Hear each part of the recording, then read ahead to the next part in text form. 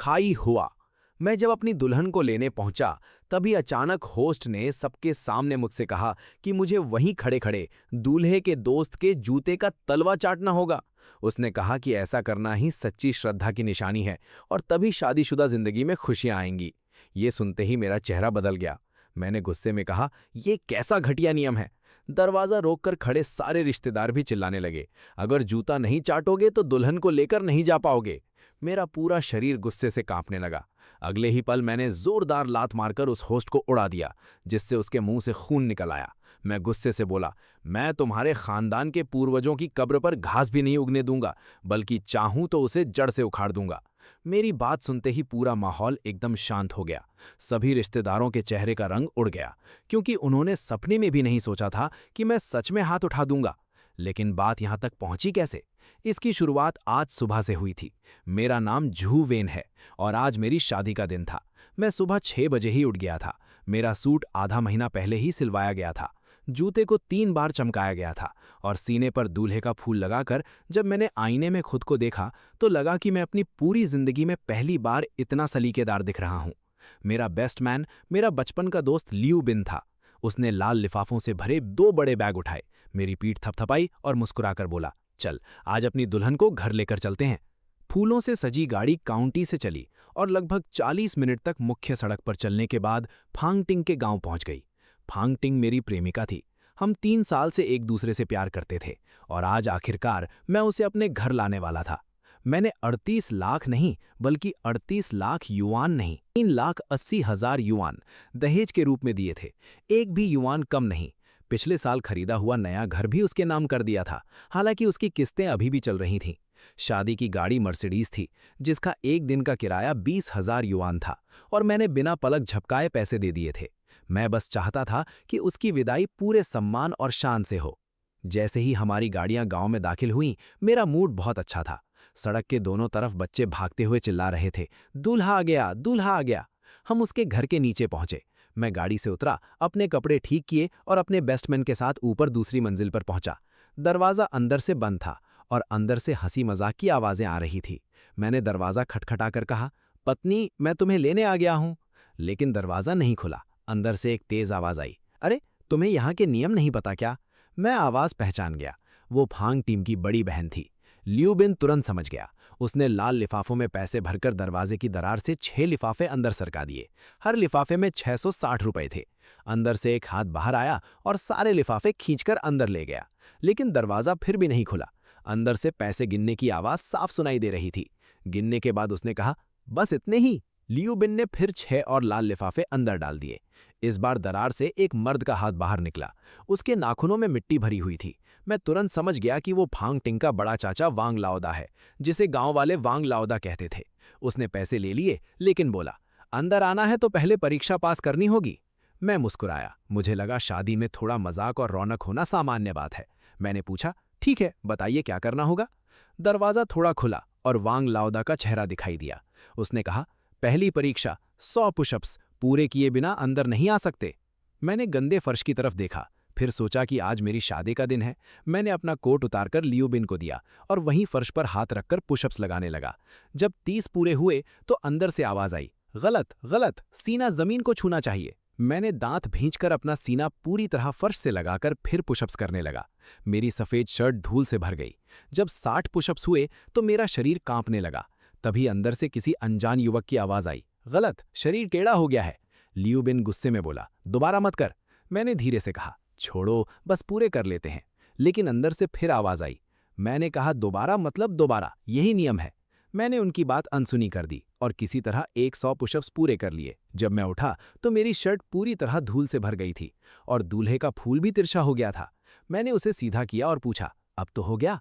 वांग लाओदा फिर दरवाजे पर आया और बोला, पहली परीक्षा पास, अब दूसरी, शराब पीनी होगी। दरवाजे की दरार से 3 कटोरे बाहर दिए गए। मैंने सूंघा तो समझ आया कि वो शराब नहीं बल्कि सफ़ेद सिरका था। मैंने कहा, बड़े चाचा, ये शराब नहीं है। वो हंसते हुए बोला, यही हमारे गांव का नियम है, पहले खट्टा चखोगे तभी मीठे की कीमत समझ में आएगी। शहर वाले क्या जाने। मैंने पहला कटोरा एक ही सांस में पी लिया। पेट तुरंत जलने लगा। दूसरा कटोरा पीते ही आंखों से आंसू निकल आए। तीसरा पीते पीते तो उल्टी होने वाली थी।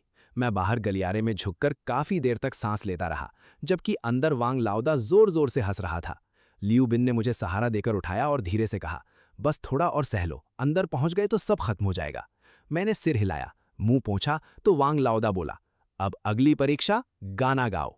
मैंने एक गाना गाया, अंदर से आवाज आई, बहुत खराब, दूसरा गाना गाओ। मैंने दूसरा गाना गाया, फिर बोले ये भी खराब। मैंने तीसरा गाना भी पूरी ताकत से गाया। पूरे गलियारे में मेरी आवाज गूंज गई।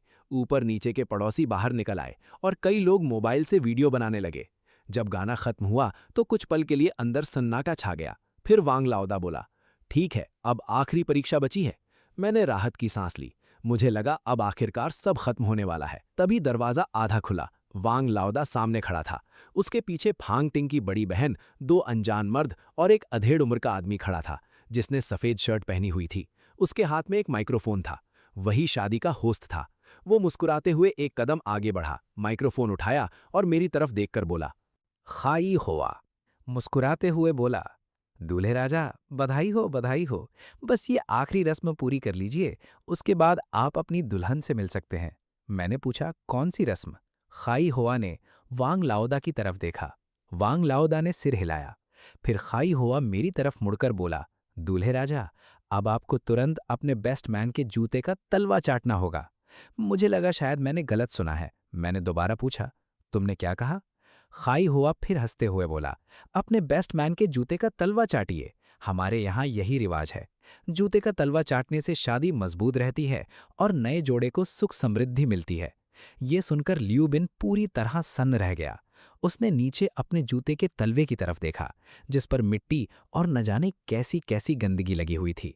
उसने तुरंत मेरा हाथ पकड़ लिया और धीरे से बोला, बस करो, अब ये सब मत करो, ये लोग हद से ज्यादा कर रहे हैं। लेकिन खाई हुआ ने उसकी बात पर बिल्कुल ध्यान नहीं दिया। वो फिर मेरी तरफ देखकर बोला, अगर जूता नहीं चाटना चाहते तो भी कोई बात नहीं, फिर दूसरा तरीका अपनाइए, दुल्हन को शोक के कपड़े पहनाइए।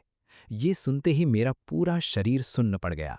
वांग लाओदा दरवाजे के सहारे हाथ बांधकर खड़ा था और उसके चेहरे पर एक अजीब सी मुस्कान थी।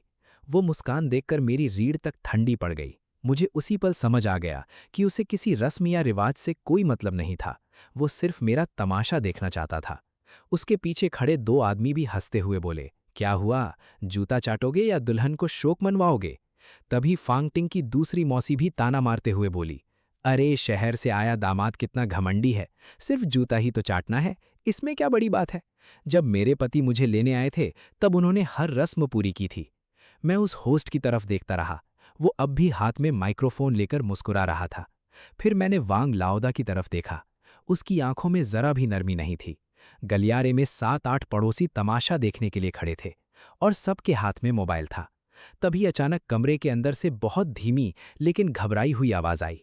वो फांग टिंग की आवाज थी। वो रोते हुए कह रही थी, बस करो, उन्हें अंदर आने दो, मैं आप सबसे विनती करती हूं। अगले ही पल जोर से दरवाजा बंद होने की आवाज आई और उसकी आवाज वहीं दबकर रह गई। मेरी होने वाली पत्नी को कमरे के अंदर बंद कर दिया गया था। मेरी मुट्ठियां अपने आप कस गईं। तभी होस्ट ने माइक्रोफोन उठाकर फिर कहा, दूल्हे राजा, सब लोग आपका इंतजार कर रहे हैं, अब साफ साफ बताइए, करेंगे या नहीं? मुझे खुद नहीं पता चला कि मैंने कब अपने पैर से उसे इतनी जोरदार लात मार दी। वो सीधे उछलकर दूर गिर गया। मैं गुस्से में गरजते हुए बोला, मैं तुम्हारे खानदान की कब्र पर उगी घास भी नहीं चाटूंगा, लेकिन चाहूं तो तुम्हारी पूरी जड़ उखाड़ सकता हूं। अगले ही पल पूरा गलियारा एकदम शांत हो गया। ये शांति सामान्य नहीं थी, बल्कि ऐसी थी जैसे सबने सांस रोक ली हो। जो लोग अभी तक हंस रहे थे, उनके चेहरे का रंग उड़ गया और वे एक कदम पीछे हट गए। दूसरी मौसी का मुंह खुला का खुला रह गया और वो डरकर वांग लाओदा के पीछे जाकर छिप गई। सिर्फ वांग लाओदा अपनी जगह से नहीं हिला। उसके चेहरे की मुस्कान पूरी तरह गायब हो चुकी थी। उसने मुझे घूरते हुए कहा, तूने मेरे आदमी को लात मारने की हिम्मत कैसे की? मैंने भी उसकी आंखों में आंखें डालकर जवाब दिया, तुम्हारा आदमी मुझे जूता चाटने के लिए कह रहा था, क्या तुम्हें यह सही लगता है? वांग लाओदा एक कदम आगे आया। वो लगभग मुझसे आधा सिर लंबा था। उसने धीमी लेकिन ठंडी आवाज में कहा, लड़के, अच्छी तरह समझ ले, ये मेरी भांजी की शादी है और ये मेरा इलाका है। यहां आकर तू हाथ उठाने की हिम्मत करता है? मैं जरा भी पीछे नहीं हटा। मैंने कहा, तुमने मुझसे 100 पुशअप्स करवाए, 3 कटोरा सिरका पिलाया, 3 गाने गवाए, मैंने एक बार भी मना नहीं किया, लेकिन अब जूता चाटने और दुल्हन को शौक के कपड़े पहनाने की बात कर रहे हो? क्या इसे भी तुम रिवाज कहते हो? वांग लाओदा ने ठंडी नजर से मुझे देखकर बोला, अगर मंजूर नहीं है तो यहां से निकल जा। मेरी भांजी की शादी के लिए लड़कों की कमी नहीं है। गलियारे में खड़े लोग अब भी वीडियो बना रहे थे। मोबाइल की लाल रिकॉर्डिंग लाइट लगातार जल रही थी। तभी कमरे के अंदर से फांग टिंग की रोने की आवाज आई। ऐसा लग रहा था जैसे कोई उसका मुंह दबाकर उसे रोने से रोक रहा हो। मैं लगातार वांग लाओदा को घूरता रहा और वो मुझे। तभी लियू बिन ने धीरे से मेरी बाह पकड़कर पूछा, जू वेन, अब क्या करेंगे? मैंने उसे कोई जवाब नहीं दिया। मैंने अपनी जेब से मोबाइल निकाला और फांग टिंग को फ़ोन किया। किसी ने फ़ोन नहीं उठाया। मैंने दोबारा फ़ोन किया। इस बार भी कोई जवाब नहीं मिला। तब मैंने वांग लाओदा से कहा, मुझे सिर्फ एक बार फांग टिंग से बात करने दो। वांग लाओदा बोला, दुल्हन शादी से पहले दूल्हे से नहीं मिल सकती, यही हमारा रिवाज है। मैंने कहा, ठीक है, कम से कम उसे फ़ोन तो उठाने दो। ये सुनकर वांग लाओदा फिर मुस्कुराया, लेकिन इस बार उसकी मुस्कान पहले से भी ज़्यादा घिनौनी थी। उसने कहा, उसका फ़ोन तो मेरे पास है। इतना कहकर उसने अपनी जेब से गुलाबी रंग का मोबाइल निकाला। वो सचमुच फांग टिंग का मोबाइल था। उसने मोबाइल को मेरे सामने हिलाया और फिर वापस अपनी जेब में रख लिया। मेरी उंगलियों के नाखून मेरी हथेली में धंस गए। तभी वो होस्ट, जिसे मैंने लात मारी थी, धीरे धीरे उठकर खड़ा हो गया। वो अपना पेट पकड़ रहा था और उसके चेहरे से हंसी पूरी तरह गायब हो चुकी थी। उसने वांग लाओदा की तरफ देखा। वांग लाओदा ने हाथ हिलाकर उसे एक तरफ हटने का इशारा किया। फिर उसने मेरी तरफ देखा। इस बार उसकी आवाज में पहले वाली हंसी मजाक बिल्कुल नहीं था। वो बेहद ठंडी आवाज में बोला, मैं आखिरी बार कह रहा हूं, या तो हमारे रिवाज मानो या फिर हमारे घर से चले जाओ। हमारी लड़की को कोई भी यूं ही नहीं ले जा सकता। उसकी बात सुनते हुए मैं कमरे के अंदर से आती फांग टिंग की रोने की आवाज सुन रहा था। तभी मुझे 3 दिन पहले की बात याद आई। उस दिन फांग टिंग ने मुझे फोन किया था। उसकी आवाज कुछ अजीब लग रही थी। मैंने पूछा था, क्या हुआ? उसने कहा था, कुछ नहीं। जब मैंने दोबारा पूछा तो उसने धीरे से कहा था, मेरे बड़े मामा कह रहे हैं कि शादी वाले दिन वो तुम्हारी अच्छी तरह परीक्षा लेंगे। उस समय मैंने इस बात को गंभीरता से नहीं लिया था। मुझे लगा था कि बस शादी की सामान्य रस्में होंगी। लेकिन आज मैं यहाँ खड़ा था। मेरी शर्ट धूल से भरी हुई थी। मेरी हथेलियां छिल चुकी थीं। पेट सिरके से जल रहा था। पिछले 40 मिनट से सब लोग मेरा मजाक उड़ा रहे थे और मैं अभी तक अपनी होने वाली पत्नी का चेहरा भी नहीं देख पाया था। उसका मोबाइल उसके बड़े मामा की जेब में था। वो कमरे के अंदर रो रही थी और उसे बाहर आने तक की इजाजत नहीं थी। ये दुल्हन लेने की रस्म नहीं थी। ये तो मेरे लिए पहले से बिछाया गया अपमान का जाल था। खाई हुआ मैंने उसी समय एक फैसला कर लिया। मैं झुककर जमीन पर पड़ा वो माइक्रोफोन उठाया जिसे मैंने लात मारकर दूर फेंक दिया था। उस पर लगी धूल झाड़ी और उसे लियू बिन के हाथ में दे दिया। फिर मैंने अपनी शर्ट का ऊपर वाला बटन खोला और सीने पर लगा दूल्हे का फूल उतार दिया। वांग लाओदा मेरी हर हरकत को ध्यान से देख रहा था। उसकी भौहें सिकुड़ गईं। मैंने दूल्हे का फूल गलियारे की खिड़की पर रख दिया और शांत आवाज में कहा, ठीक है, मैं जा रहा हूं। वांग लाओदा कुछ पल के लिए पूरी तरह सन्न रह गया। शायद उसने कभी नहीं सोचा था कि मैं सचमुच शादी छोड़कर चला जाऊंगा। उसने मुंह खोला, लेकिन कुछ बोलने से पहले ही मैं मुड़कर सीढ़ियों की तरफ चल पड़ा। लियू बिन भी 2 सेकंड तक वहीं खड़ा रह गया। फिर उसने जमीन से मेरा कोट उठाया और जल्दी जल्दी मेरे पीछे भागा। जैसे ही मैं सीढ़ियां उतरने लगा, पीछे पूरे गलियारे में अचानक हड़कंप मच गया। दूसरी मौसी चीखते हुए बोली, अरे चला गया, सचमुच चला गया। फांग टिंग की बहन घबराकर बोली, जल्दी जाओ, उसे वापस रोको। तभी वांग लाओदा की भारी आवाज सब पर हावी हो गई। वो गरज कर बोला, कोई उसके पीछे नहीं जाएगा। अगर जाना है तो जाने दो। क्या मेरी भांजी को कोई और लड़का नहीं मिलेगा? उसी समय मुझे एक आवाज सुनाई दी जिसने मेरे कदम एक पल के लिए रोक दिए। वो फांग टिंग की आवाज थी। पता नहीं वो कैसे खिड़की तक पहुंच गई थी। दूसरी मंजिल की खिड़की से आधा शरीर बाहर निकालकर उसने पूरी ताकत से नीचे चिल्लाया, झूवेन मत जाओ। लेकिन मैंने एक बार भी सिर उठाकर उसकी तरफ नहीं देखा और सीढ़ियां उतरता रहा। जब मैं इमारत से बाहर निकला तो तेज धूप आंखों में चुभने लगी। मैंने आंखें सिकोड़कर देखा, फूलों से सजी सारी गाड़ियां अब भी नीचे खड़ी थी। सफेद मर्सिडीज सबसे आगे थी और बाकी गाड़ियां उसके पीछे लाइन में लगी थीं। ड्राइवर गाड़ियों के पास खड़े सिगरेट पी रहे थे। मुझे अकेले नीचे आता देखकर वो हैरान रह गए। सबसे आगे वाले ड्राइवर ने पूछा, दुल्हन को ले आए, अकेले ही नीचे क्यों आ गए? मैंने शांत आवाज में कहा, दुल्हन नहीं मिली, चलो वापस चलते हैं। वो हैरान होकर बोला, कहाँ वापस? मैंने गाड़ी का दरवाजा खोला, अंदर बैठा और सिर्फ 2 शब्द बोले, घर वापस। इंजन स्टार्ट हुआ और पूरी बारात वापस मुड़ गई। मैंने रियर व्यू मिरर में आखिरी बार देखा। फांगटिंग अब भी दूसरी मंजिल की खिड़की से बाहर झुकी हुई थी। उसकी सफेद शादी की ड्रेस हवा में लहरा रही थी। वो लगातार मेरा नाम पुकार रही थी। तभी वांग लाउदा खिड़की पर आया और उसे जबरदस्ती अंदर खींच लिया। अगले ही पल खिड़की बंद हो गई और पर्दे भी खिंच गए। लियू बिन आगे वाली सीट पर बैठा काफी देर तक कुछ नहीं बोला। फिर धीरे से उसने पूछा, क्या तुम सच में वापस नहीं जाओगे? मैंने कोई जवाब नहीं दिया। उसने फिर पूछा, फांगटिंग का क्या होगा? मैंने सीट बेल्ट इतनी जोर से पकड़ रखी थी कि मेरी उंगलियां सफेद पड़ गई थीं। मैंने सिर्फ इतना कहा, वो खुद मेरे पास आएगी। बारात गांव से बाहर निकल गई। जब हम आए थे तो पूरा काफिला शान से भरा हुआ था, लेकिन अब सारी गाड़ियां खाली लौट रही थीं।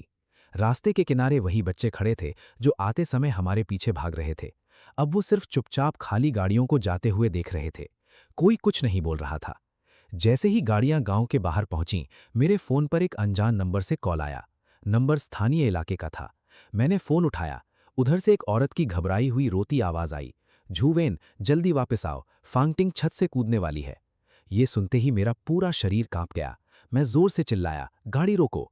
ड्राइवर ने अचानक ब्रेक लगा दिए। पीछे की पांचों गाड़ियां लगभग आपस में टकरा गईं। मैंने जल्दी से पूछा, आप कौन है? फांगटिंग कहाँ है? उधर से आवाज आई, मैं तीसरी मंजिल वाली पड़ोसन हूँ। फांगटिंग खिड़की पर चढ़ गई है। उसका बड़ा मामा उसे नीचे से पकड़ने की कोशिश कर रहा है। इतना कहकर फोन अचानक कट गया। मेरा दिल जैसे गले तक आ गया।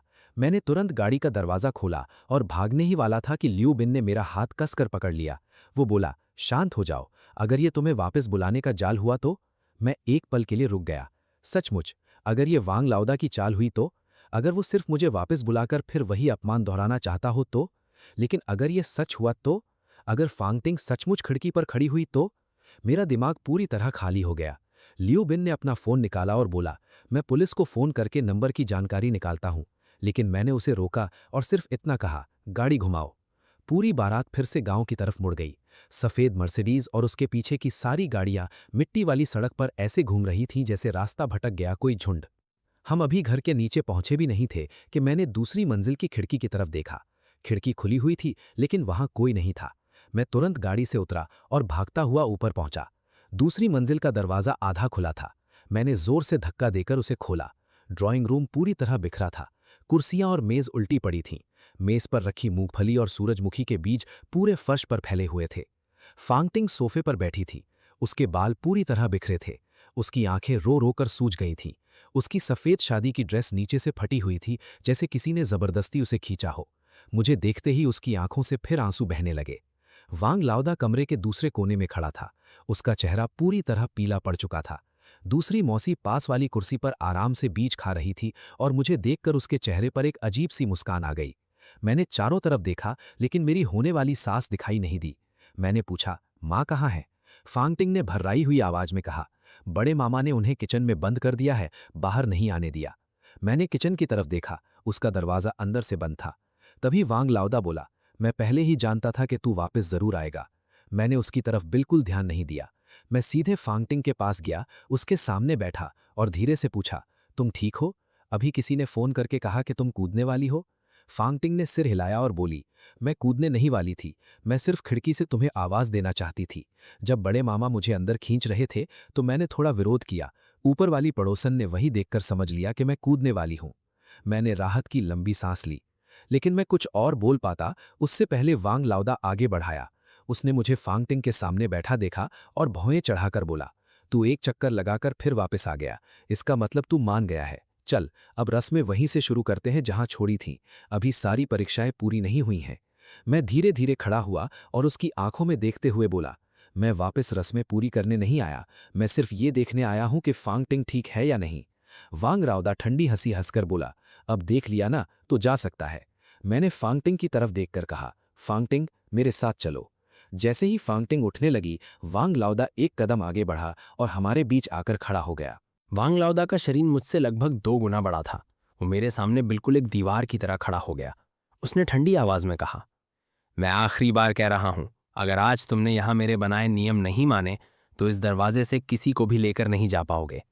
उसके पीछे खड़ी फांगटिंग घबरा कर बोली, बड़े मामा, प्लीज रास्ता मत रोकिए। चुप रहो। वांग लाउदा बिना पीछे मुड़े ही उस पर जोर से चिल्लाया। उसकी इतनी तेज आवाज सुनकर फांगटिंग का पूरा शरीर कांप उठा और वो दोबारा कुछ भी बोलने की हिम्मत नहीं कर सकी।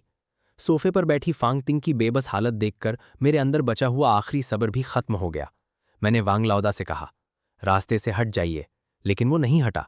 मैंने फिर कहा, मैं आखिरी बार कह रहा हूं, रास्ते से हट जाइए। फिर भी वो अपनी जगह से नहीं हिला और उसके होंठों पर हल्की सी तिरस्कार भरी मुस्कान बनी रही, जैसे वो जानबूझकर मेरा पहले हमला करने का इंतजार कर रहा हो। तभी मेरे पास खड़े लियू बिन ने मेरा हाथ पकड़कर कहा, छोड़ो चूवन, पहले बाहर चलते हैं। लेकिन मैं अपनी जगह से बिल्कुल भी नहीं हिला। तभी अचानक रसोई का दरवाज़ा खुला और मेरी होने वाली सास बाहर आईं। उनकी आंखें पूरी तरह लाल थीं और उनके हाथों पर अभी भी आटा लगा हुआ था। शायद वो अभी थोड़ी देर पहले आटा गूंद रही थीं, या फिर उन्हें ज़बरदस्ती रसोई में बंद कर दिया गया था, इसलिए मजबूरी में वही काम कर रही थीं। उन्होंने कमरे का माहौल देखा, फिर मेरी तरफ देखकर बोलीं, चूवन, बड़े मामा की बात का बुरा मत मानो, उनका ऐसा कोई गलत मतलब नहीं है, तुम। लेकिन तभी वांग लाओदा ने गुस्से से उनकी तरफ घूर कर देखा। वो आधी बात पर ही रुक गईं, सिर झुका लिया और चुपचाप वापस रसोई में चली गईं। ये सब देखकर मेरा दिल और भी दुख गया।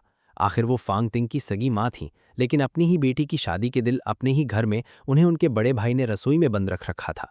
यहाँ तक कि उन्हें अपनी बेटी के पक्ष में 2 शब्द बोलने का भी अधिकार नहीं था।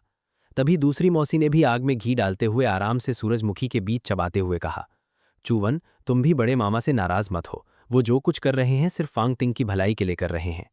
फिर वांग लाओदा बोला, हाँ, नियम थोड़े सख्त होंगे तो क्या हुआ, अगर तुम सच में मेरी भांजी से प्यार करते हो तो थोड़ा अपमान सह लेने में क्या दिक्कत है। एक आदमी को थोड़ा बड़ा दिल रखना चाहिए। इतना कहकर उसने फांग तिंग की तरफ देखा और बोला, बताओ, क्या मैं गलत कह रहा हूं? फांग तिंग ने एक शब्द भी नहीं कहा। उसने अपनी शादी की ड्रेस को इतनी जोर से पकड़ रखा था कि उसकी उंगलियां सफ़ेद पड़ चुकी थीं। मैंने गुस्से में कहा, थोड़ा बड़ा दिल रखने का मतलब क्या होता है? मुझे जूते का तला चाटने को कहना बड़ा दिल है? मुझे दुल्हन के लिए शोक का कपड़ा पहनने को कहना बड़ा दिल है? दूसरी मौसी का चेहरा एक पल के लिए बदल गया, लेकिन वो तुरंत फिर मुस्कुराने लगी और बोली, अरे वो तो सिर्फ मजाक था, तुम इतने छोटे दिल के क्यों हो? आखिर तुम एक आदमी हो। मैंने उसकी तरफ उंगली दिखाकर कहा, मजाक? फांग तिंग अंदर कमरे में रो रोकर तुम सबसे मुझे अंदर आने देने की भीख मांग रही थी। तुम लोगों ने उसे कमरे में बंद रखा, उसका फ़ोन तक छीन लिया। क्या इसे भी तुम मजाक कहती हो? ये सुनते ही दूसरी मौसी की मुस्कान गायब हो गई। तभी वांग लाओदा ने धुंझलाकर कहा, बस बहुत हो गया, आखिरी बार कह रहा हूं, अगर लड़की को लेकर जाना है तो मेरे सारे नियम पूरे करो, नहीं तो यहां से निकल जाओ। फांग तिंग यहीं रहेगी। मैंने बिना डरे जवाब दिया, फांग तिंग मेरी होने वाली पत्नी है और वो मेरे साथ जाएगी। उसने मुझे घूर कर देखा और मैं भी उसकी आंखों में आंखें डालकर खड़ा रहा। तभी दरवाजे पर लगभग 30 साल का एक आदमी दिखाई दिया। उसने स्पोर्ट्स कपड़े पहन रखे थे और हाथ में प्लास्टिक का बैग था जिसमें 2 ठंडी बोतलें रखी थीं। उसे देखते ही फांग तिंग का चेहरा बदल गया। उसने धीरे से मेरे कान में कहा, ये मेरे बड़े मामा का बेटा है जाओले। 30 साल का हो गया लेकिन आज तक इसकी शादी नहीं हुई। पूरे गांव में आवारा घूमता रहता है। जाओले ने मुझे ऊपर से नीचे तक देखा और तिरस्कार भरी मुस्कान से बोला, तो ये शहर से आया दामाद है? देखने में तो बिल्कुल साधारण लग रहा है। वांग लाओदा चुप रहा। जाओले ने सिगरेट का लंबा कश लिया और फिर काफी देर तक फांग तिंग को घूरता रहा। उसकी नजरें इतनी देर तक फांग तिंग पर टिकी रहीं कि फांग तिंग ने घबराकर अपना चेहरा दूसरी तरफ घुमा लिया। उसी पल मेरे पूरे शरीर में सहरन दौड़ गई। तभी मुझे अचानक सब समझ में आ गया। वांग लाओदा आज मुझे सिर्फ बेइज्जत ही नहीं करना चाहता था, बल्कि वो फांग तिंग की शादी ही नहीं होने देना चाहता था। उसके मन में कोई और ही चाल चल रही थी। मैंने जाओले का आलसी चेहरा और फांग तिंग को देखने वाली उसकी गंदी नजरें देखीं तो मेरी मुट्ठियां अपने आप कस गईं और उनसे चरराने की आवाज आने लगी। लियू बिन को भी कुछ गड़बड़ महसूस हुई। उसने धीरे से मेरे कान में कहा, चूवन, ये लोग बिल्कुल सामान्य नहीं है, चलो यहां से निकलते हैं। मैंने 2 सेकंड तक सोचकर हालात का अंदाजा लगाया। अगर अभी मैं जबरदस्ती फांग तिंग को लेकर जाना चाहता तो सामने इतने सारे लोग थे कि मैं और लियू बिन मिलकर भी उनका मुकाबला नहीं कर सकते थे, और अगर लड़ाई जीत भी जाते तो फांग तिंग को चोट लग सकती थी। उसके बाद मामला पूरी तरह बिगड़ जाता। लेकिन अगर मैं चला जाता तो फांग तिंग यहीं खस जाती, क्योंकि उसके बड़े मामा के रहते वो इस घर से बाहर एक कदम भी नहीं निकल सकती थी। आखिर मैंने एक फैसला किया, मैं न तो उसे छीन कर लेकर जाऊंगा और न ही यहां से जाऊंगा। मैंने वांग लाओदा से कहा, ठीक है, आपको नियम पूरे करवाने हैं ना, तो साफ साफ बताइए आखिरी परीक्षा क्या है। उसने भौहें उठाईं। शायद उसे उम्मीद नहीं थी कि मैं इतनी आसानी से मान जाऊंगा। वो बोला, अभी तो बता ही चुका हूं। फिर कुछ देर सोचकर बोला, अगर वो नहीं करना चाहते तो 3 बार मुझे पिता कहकर बुलाओ, उसके बाद मैं लड़की को जाने दूंगा। ये सुनते ही मैंने फांग तिंग की तरफ देखा। वो लगातार सिर हिलाकर मना कर रही थी और उसके होंठ डर से कांप रहे थे। फिर मैंने वांग लाओदा की आंखों में देखा। उन आंखों में मुझे वही नशा दिखाई दिया जिसे मैं बहुत अच्छी तरह पहचानता हूं। जब किसी इंसान को पूरी ताकत मिल जाती है तो उसे न किसी परंपरा से मतलब होता है और न किसी नियम से। उसका असली मकसद सिर्फ सामने वाले को सबके सामने घुटनों पर झुकाना होता है। मैंने गहरी सांस ली, फिर नीचे बैठकर ऐसे दिखाने लगा जैसे अपने जूते का फीता बांध रहा हूं। लेकिन सिर झुकाते ही मैंने बहुत तेजी से पूरे कमरे पर नजर दौड़ाई। फांगतिंग का फोन अभी भी वांग लाओदा की बाईं तरफ उसकी पैंट की जेब में था और गुलाबी रंग का उसका कवर साफ दिखाई दे रहा था। दरवाजा अभी भी खुला हुआ था। झाओले दरवाजे पर खड़ा रास्ता रोके हुए था, लेकिन क्योंकि वो दरवाजे के फ्रेम का सहारा लेकर खड़ा था, इसलिए उसके बाईं तरफ थोड़ी सी जगह खाली थी। सोफे से दरवाजे तक लगभग 7 कदम की दूरी थी। मैं धीरे से सीधा खड़ा हुआ और बहुत शांत आवाज में फोंगतिंग से पूछा, क्या तुम्हें मुझ पर भरोसा है? फोंगतिंग ने कुछ नहीं कहा, लेकिन उसने बिना हिचकिचाए सिर हिलाकर हां कर दी। अगले ही पल मैंने तुरंत हरकत की। मैं बिजली की रफ्तार से वांग लाओदा की तरफ दौड़ा, उसका हाथ कसकर पकड़ लिया और उसके संभलने से पहले ही उसकी बाई जेब में हाथ डालकर फोंगतिंग का फोन निकाल लिया। जब तक वांग लाओदा को समझ आया कि क्या हुआ है, तब तक बहुत देर हो चुकी थी। वो मेरी तरफ झपटा, लेकिन मैं अपना शरीर मोड़कर उसके हमले से बच गया और तुरंत फोन फोंगतिंग की तरफ फेंकते हुए जोर से चिल्लाया, भागो! फोंगतिंग ने फोन पकड़ लिया और तुरंत सोफे से उठ खड़ी हुई। झाओली अभी तक समझ ही नहीं पाया था कि आखिर हुआ क्या है। उसी मौके का फायदा उठाकर फोंगतिंग उसके और दरवाजे के बीच की छोटी सी जगह से निकलकर बाहर भाग गई। झाओली ने उसे पकड़ने की कोशिश की, लेकिन उसके हाथ में सिर्फ उसकी शादी की ड्रेस का किनारा ही आया। फोंगतिंग ने पूरी ताकत से खुद को छुड़ाया और उसकी ड्रेस का एक बड़ा हिस्सा फट गया, लेकिन उसने पीछे मुड़कर भी नहीं देखा और सीधे सीढ़ियों की तरफ दौड़ गई। उधर लियू बिन दरवाजे पर फैलकर खड़ा हो गया और झाओलेई का रास्ता रोक लिया। झाओलेई ने उसे जोर से धक्का दिया और चिल्लाया, हट जा! लियू बिन 2 कदम पीछे लड़खड़ा गया, लेकिन तुरंत फिर संभल गया और दोनों हाथ दरवाजे के फ्रेम पर टिकाकर किसी को भी बाहर नहीं निकलने दिया। तभी वांग लाओदा मेरी तरफ झपटा। मैं भागा नहीं, बल्कि वहीं खड़ा उसका इंतजार कर रहा था। उसने मेरा कॉलर पकड़कर पूरी ताकत से मुझे दीवार पर दे मारा। उसकी ताकत बहुत ज्यादा थी। मेरी पीठ जोर से दीवार से टकराई और दर्द से मेरा चेहरा सिकुड़ गया।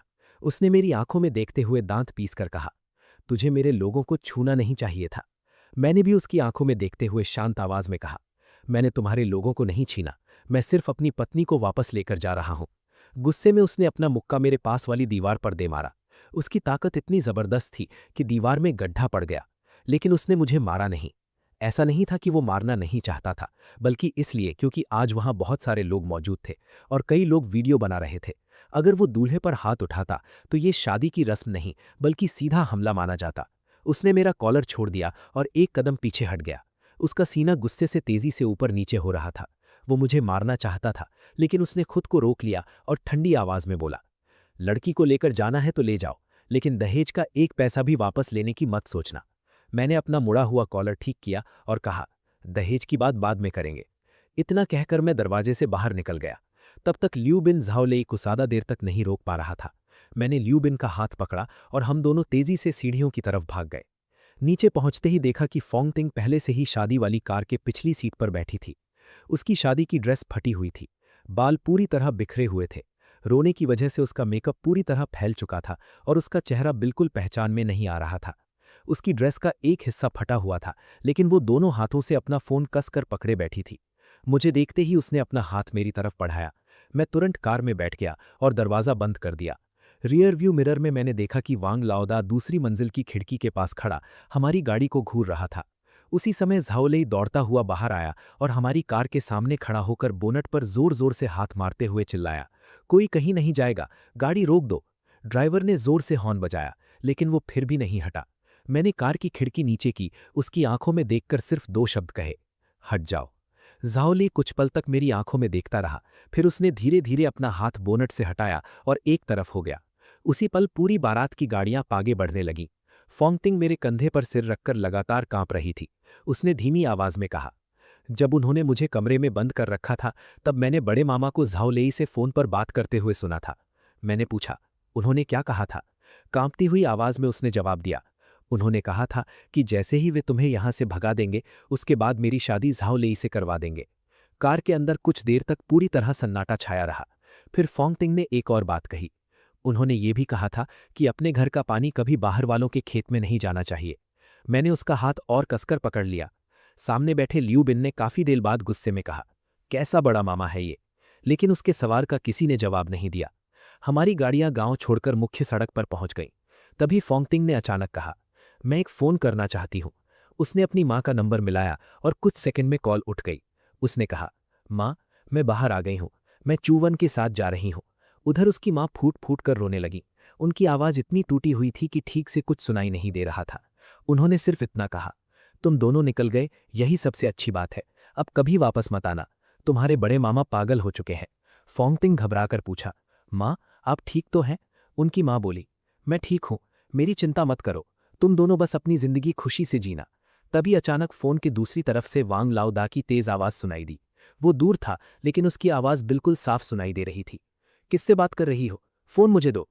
अगले ही पल मेरी होने वाली सास की घबराई हुई आवाज आई, नहीं नहीं, मैं तो बस। फोन अपने आप कट गया था। ये सुनकर फोंगतिंग फोन की स्क्रीन को घूरती रह गई। उसके हाथ लगातार कांप रहे थे।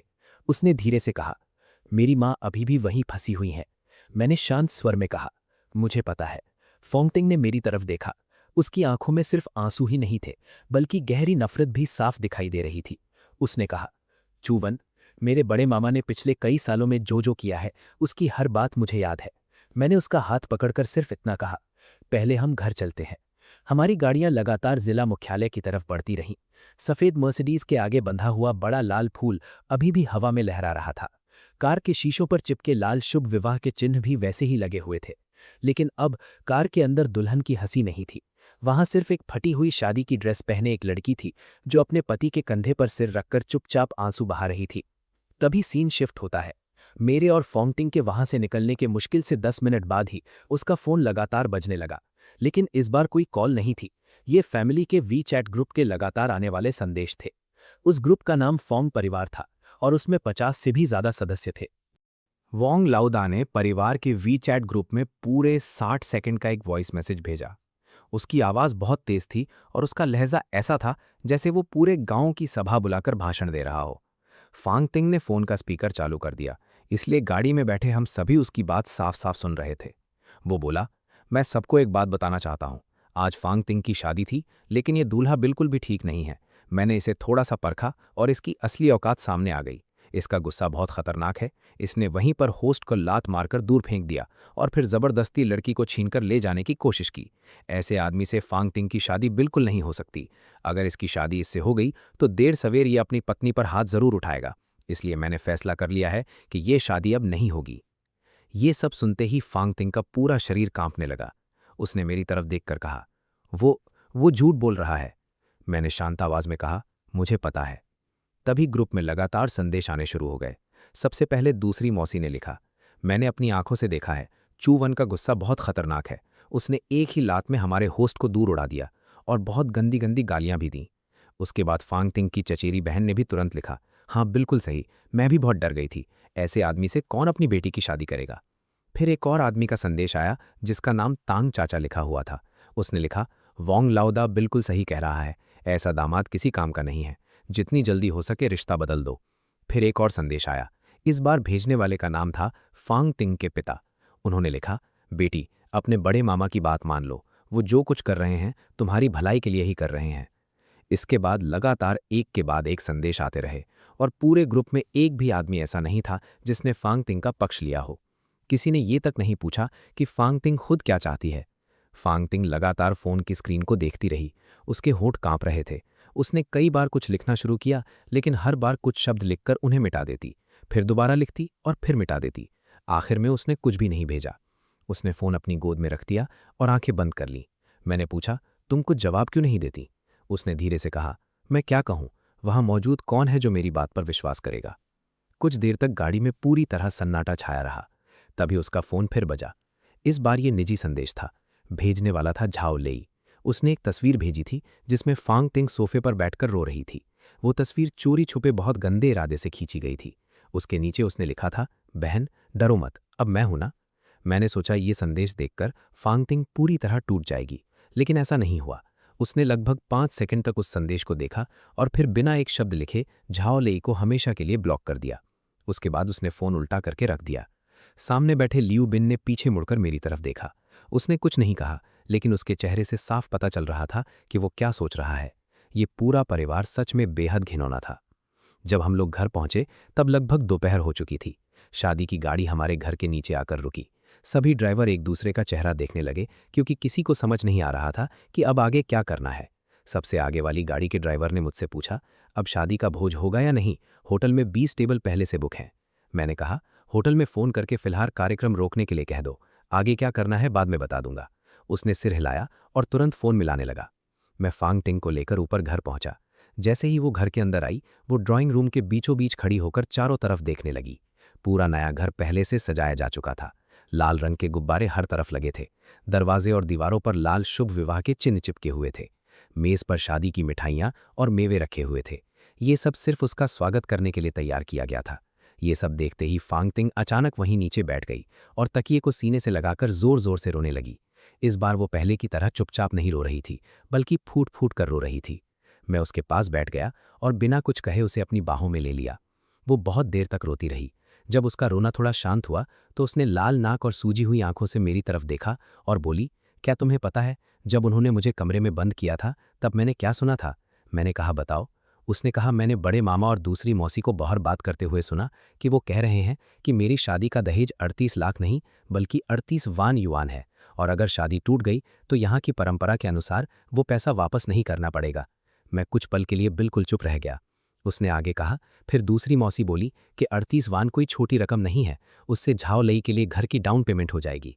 लेकिन बड़े मामा ने कहा कि घर खरीदने की क्या ज़रूरत है, पूरा पैसा झाओ लई को दे देंगे ताकि वो कस्बे में अपनी बिजनेस शुरू कर सके। ये सुनकर मेरे मुंह से एक शब्द नहीं निकला। अब मुझे समझ आ गया था कि वो लोग सिर्फ हमारी शादी तोड़वाना नहीं चाहते थे, उनका असली मकसद 38 वान युआन का पूरा दहेज हड़प कर झाओ लई का बिजनेस शुरू करवाना था। लेकिन फांग टिंग की बात अभी खत्म नहीं हुई थी। उसने कहा, उसके बाद बड़े मामा ने किसी को फ़ोन किया। मैं दरवाजे के पीछे से उनकी आधी अधूरी बातें सुन पा रही थी। उन्होंने कहा, झाओ लई, जल्दी मत कर, पहले मैं यहाँ का काम खत्म कर लूँ, उसके बाद फांग टिंग हमेशा के लिए तुम्हारी होगी। लड़की वालों का पूरा मामला मैं संभाल चुका हूँ। तुम्हारी इतनी सुंदर बहन जैसी लड़की बिना दहेज के मिल रही है, इससे अच्छा सौदा तुम्हें कहीं नहीं मिलेगा। मैंने पूछा, क्या उन्होंने सच में यही कहा था? फांग टिंग ने सिर हिलाते हुए कहा, हाँ, एक एक शब्द यही था। मैंने दरवाजे के पीछे खड़े होकर साफ साफ सुना था। मैं उठकर खिड़की के पास चला गया। बाहर जिला शहर की सड़क पर गाड़ियां सामान्य रूप से आ जा रही थीं। सब कुछ पहले जैसा ही लग रहा था, लेकिन मेरे अंदर सब कुछ बदल चुका था। 38 वान युआन का दहेज मैंने 2 साल से भी ज्यादा मेहनत करके निर्माण सामग्री बेचने के बिजनेस से कमाया था। इस पैसे को जोड़ने के लिए मैंने 6 महीने तक अपने लिए एक भी नया कपड़ा नहीं खरीदा। 20 युआन वाली सिगरेट छोड़कर 10 युआन वाली सस्ती सिगरेट पीने लगा। यहाँ तक कि लियू बिन के जन्मदिन पर भी मैं उसे सबसे सस्ते होटल में खाना खिलाने ले गया था। ये पैसा आसमान से नहीं गिरा था। मैं मुड़कर फांग टिंग की तरफ देखने लगा और पूछा, और कुछ? उसने कहा, हाँ। फिर उसने फ़ोन उठाया और परिवार वाले वीचैट ग्रुप को खोला। वहाँ अब तक कई 100 संदेश आ चुके थे। तभी उसने मुझे वांग लाओदा का 20 मिनट पहले भेजा गया एक और वॉइस मैसेज सुनाया। उसमें वो कह रहा था, मैं एक और बात बताना चाहता हूँ। फांग टिंग को वो आदमी बहलाकर अपने साथ ले गया है। अगर किसी को कोई अच्छा लड़का पता हो तो फांग टिंग के लिए रिश्ता बता देना। लड़का बहुत अमीर होना ज़रूरी नहीं है, बस उसका चरित्र अच्छा होना चाहिए। दहेज जैसी बात किस्मत पर छोड़ देंगे। फांग टिंग ने स्क्रीन पर लिखे उन 4 शब्दों, दहेज किस्मत पर, की तरफ उंगली दिखाते हुए कहा, देखा तुमने, मेरा 38 वान युआन का दहेज हड़प लिया और अब मुझे दोबारा किसी और के साथ बिना दहेज के शादी कराने की तैयारी कर रहे हैं। मैंने देखा कि उसे इस बात से बिल्कुल भी फर्क नहीं पड़ता कि मेरी शादी किससे होती है। उसे तो बस पैसों से मतलब है। मैं फ़ोन की स्क्रीन देखता रहा और मेरे सीने में इतना भारीपन महसूस हो रहा था कि सांस लेना भी मुश्किल हो गया था। लेकिन ग्रुप में आने वाले जवाब तो इससे भी ज़्यादा घिनौने थे। एक बुआ ने लिखा, फांग टिंग अभी जवान और खूबसूरत है, उसके लिए लड़कों की कोई कमी नहीं है, वो चूवन से कहीं बेहतर लड़का पा सकती है। उसकी चचेरी बहन ने भी तुरंत लिखा, बिल्कुल सही, बिल्कुल सही, इतना गुस्सैल आदमी शादी के लायक ही नहीं है। दूसरी मौसी ने लिखा, अरे सबसे अच्छा रिश्ता तो अपने ही घर में है, अपना ही लड़का है, उसका पूरा खानदान जानते हैं, किसी बाहर वाले से तो कहीं अच्छा रहेगा। मैंने गहरी सांस ली। तभी फांग टिंग अचानक फ़ोन की स्क्रीन देखते हुए बोली, मेरी माँ ने अभी तक ग्रुप में एक भी संदेश नहीं भेजा। उसने शुरू से आखिर तक पूरे ग्रुप के संदेश दोबारा पढ़े, लेकिन मेरी सास का एक भी संदेश नहीं था। उसने तुरंत अपनी माँ को फ़ोन लगाया, किसी ने फ़ोन नहीं उठाया। उसने दोबारा फ़ोन किया, फिर भी किसी ने नहीं उठाया। अब उसके हाथ कांपने लगे। तीसरी बार फ़ोन मिलाने पर किसी ने फ़ोन उठाया, लेकिन वो उसकी माँ नहीं थी, बल्कि वांग लाओ दा था। फ़ोन के दूसरी तरफ से उसकी आराम भरी आवाज़ आई, अपनी माँ को ढूंढ रही है, तेरी माँ अभी बहुत व्यस्त है, उसके पास फ़ोन उठाने का समय नहीं है। फांग टिंग ने कहा, मुझे अपनी माँ से बात करनी है। वांग लाओदा हंसते हुए बोला, तेरी माँ अभी मेरे साथ है और उसने मेरी सारी व्यवस्था मान ली है। फांग टिंग घबरा गई और बोली, फ़ोन मेरी माँ को दीजिए। वांग लाओदा बोला, इतनी जल्दी मत कर, पहले एक बात सुन, तेरे 38 वान युआन के दहेज के पैसे शादी टूटने के नियम के अनुसार वापस नहीं किए जाएंगे। फिलहाल वो पैसे मैं संभाल कर रख रहा हूँ। जब तू वापस आएगी तब बैठकर बात करेंगे। फांगतिंग गुस्से में बोली, वो दहेज मेरे नाम का है, उसे रखने वाले आप कौन होते हैं? फोन के दूसरी तरफ से फिर उसकी हंसी सुनाई दी। इतनी जहरीली हंसी थी कि फोन के आर पार भी मेरे कान चुभने लगे। वो बोला, फांगतिंग, ज्यादा अकड़ मत दिखा। आज की बात अब हर जगह फैल चुकी है। सब लोग जानते हैं कि तेरा पति लोगों को मारकर भाग गया। अब तेरी बदनामी हो चुकी है, तो चुपचाप वापस आ जा। तेरा बड़ा मामा तेरे लिए दूसरा रिश्ता ढूंढ देगा और तेरे 38 वान युआन का भी ठीक से इंतजाम कर देगा। लेकिन अगर तू वापस नहीं आई तो फिर मुझे कठोर होना पड़ेगा। फांगतिंग ने पूछा, आप क्या करेंगे? वो बोला, मैं तेरी माँ से अदालत में जाकर तेरे उस प्रेमी पर शादी में धोखाधड़ी का मुकदमा करवाऊंगा। ये सुनते ही फांगतिंग पूरी तरह सन्न रह गई। मैं भी उसके पास खड़ा ये सब सुन रहा था और मैं भी कुछ पल के लिए बिल्कुल चुप हो गया। शादी में धोखाधड़ी? फांगतिंग ने कांपती आवाज में कहा, उसने कोई धोखा नहीं दिया, आपने ही उसे घर से भगा दिया था। वांग लाओदा बोला, मैंने कब भगाया? मैंने तो बस यहाँ की परंपरा के अनुसार दूल्हे की थोड़ी परीक्षा ली थी। वो खुद ही सहन नहीं कर पाया, भाग गया और ऊपर से लोगों को भी मार दिया। अगर तू उसके साथ भाग गई है तो ये अवैध संबंध माना जाएगा। ऐसे मामले में दहेज वापस नहीं किया जाता, यही यहाँ का नियम है। वो हर बात पूरे आत्मविश्वास और शांत आवाज में बोल रहा था। उसकी हर दलील झूठ और बेहुदा थी, लेकिन उसके बोलने का अंदाज ऐसा था जैसे वही दुनिया का सबसे बड़ा सच हो। फांगतिंग के होंठ कांप रहे थे। उसने कुछ कहने की कोशिश की, लेकिन उसके मुंह से एक शब्द भी नहीं निकला। मैंने उसके हाथ से फोन ले लिया और कहा, वांग चाचा। दूसरी तरफ कुछ पल की चुप्पी रही। फिर वो बोला, अरे दामाद जी हो क्या? मैंने कहा, मैं आपको चाचा इसलिए बुला रहा हूं क्योंकि आप उम्र में बड़े हैं, लेकिन 38 वान युआन का दहेज फांगतिंग के लिए दिया गया था, आपके लिए नहीं। अगर आपने वो पैसे वापस नहीं किए तो मैं अदालत में आपके खिलाफ मुकदमा करूंगा। ये सुनते ही वो जोर जोर से हंसने लगा। फिर बोला, तू मेरे खिलाफ मुकदमा करेगा? किस बात का मुकदमा करेगा? वो पैसे मेरी बहन ने लिए हैं, मेरा उनसे क्या लेना देना? अगर मुकदमा करना है तो मेरी बहन पर कर, यानी अपनी सास पर कर। पहले ये तो देखूं कि तेरे अंदर इतना साहस भी है या नहीं। उसकी बात सुनकर मैं कुछ पल के लिए चुप हो गया, क्योंकि वो कानूनी रूप से सही बात कह रहा था। दहेज के पैसे लड़की वालों को दिए जाते हैं और उन्हें मेरी सास ने लिया था। कागजों में कहीं भी वांग लाओदा का नाम नहीं था। अगर मैं अदालत जाता तो प्रतिवादी मेरी सास होती, वांग लाओदा नहीं। लेकिन मैं अच्छी तरह जानता था कि वो पैसा कभी मेरी सास के हाथ में आया ही नहीं था। पहले दिन से ही सब कुछ वांग लाओदा के कब्जे में था। फांगतिंग मुझे पहले ही बता चुकी थी कि उनके घर के सारे पैसों का नियंत्रण उसी के बड़े मामा के पास है। यहाँ तक कि उसकी माँ को अपने बैंक अकाउंट का पासवर्ड तक नहीं पता था। तभी फोन पर वांग लाओदा फिर बोला, नौजवान, फांगतिंग को वापस भेज दे, फिर दहेज की बात आराम से कर लेंगे। लेकिन अगर तू लड़की वापस नहीं भेजेगा तो एक पैसा भी नहीं मिलेगा। इतना कहकर मैंने बिना कुछ बोले फोन काट दिया। फांगतिंग मेरी तरफ देखने लगी और बोली, अब क्या करेंगे? मैंने शांत होकर कहा, घबराओ मत। वो बोली, लेकिन मेरी माँ अभी भी उसके पास है। मैंने कहा, मुझे पता है। ये सुनते ही वो फिर रोने लगी। रोते रोते उसने कहा, बचपन से लेकर आज तक हमेशा यही होता आया है। बड़े मामा जो कहते हैं वही सबको मानना पड़ता है। मेरी माँ पूरी जिंदगी उनके दबाव में जीती रही हैं। मेरे पिता बहुत पहले गुजर गए थे। घर में कोई पुरुष नहीं बचा था, इसलिए बड़े मामा ने हमारे पूरे परिवार को अपनी जागीर समझ लिया। मेरी कॉलेज की फीस का आधा पैसा भी उन्होंने रोक लिया था और कहा था कि बाद में दे देंगे, लेकिन आज तक नहीं दिया। जब मुझे पहली नौकरी मिली तो मेरी पहली तनख्वाह भी उन्होंने माँ से अपने खाते में मंगवा ली। उन्होंने कहा था कि झाओ लेई की ड्राइविंग स्कूल की फीस भरनी है। ये कहते कहते वो और ज़्यादा भावुक हो गई। उसने रोते हुए कहा, मुझे लगा था कि शादी के बाद मैं उस घर से हमेशा के लिए निकल जाऊंगी। मुझे लगा था कि तुमसे शादी करने के बाद मुझे कभी उनका अपमान नहीं सहना पड़ेगा, लेकिन मेरी शादी वाले दिन भी वो मुझे अपने नियंत्रण में रखना चाहते हैं। मैं उसके पास बैठ गया और उसे अपनी बाहों में भर लिया। वो धीरे से बोली, मैं अब कभी वापस उस घर नहीं जाऊंगी। मैंने कहा, तुम्हें वापस जाने की ज़रूरत भी नहीं है। वो फिर बोली, लेकिन मेरी माँ का क्या होगा? मैंने कहा, तुम्हारी माँ के बारे में मैं कोई रास्ता निकालूंगा। वो कुछ देर तक मेरे सीने से लगी रही, फिर अचानक उसने सिर उठाया, आंसू पोंछे और मेरी आंखों में देखते हुए कहा, मुझे बड़े मामा के बारे में कुछ बातें पता है। मैंने पूछा, कौन सी बातें? उसने गंभीर आवाज में कहा, गांव के बाहर जो फैक्ट्री है, क्या तुम्हें उसके बारे में पता है? मैंने सिर हिलाकर कहा, हाँ मुझे पता है। उस दिन जब मैं दुल्हन को लेने जा रहा था तब रास्ते में मेरी नज़र टिन की छत वाले एक छोटे से कारखाने पर पड़ी थी। देखने में वो ज़्यादा बड़ा नहीं था, लेकिन उसने काफ़ी बड़ी ज़मीन घेर रखी थी। फांगटिंग ने कहा, वो ज़मीन गांव की सामूहिक ज़मीन है। बड़े मामा के पास उसका एक भी कानूनी कागज़ नहीं है, फिर भी उन्होंने अपनी मर्जी से वहाँ कारखाना बना लिया। गांव में पहले भी किसी ने इसकी शिकायत की थी, लेकिन बड़े मामा ने अपने जान पहचान वाले लोगों की मदद से उस मामले को दबा दिया था। मैंने पूछा, इसके अलावा और क्या? फांगटिंग कुछ पल सोचकर बोली, दूसरी मौसी का दामाद। मैंने फिर पूछा, और? वो फिर कुछ देर सोचकर बोली, दूसरी मौसी का दामाद बाहर जाकर जुआ खेलता है।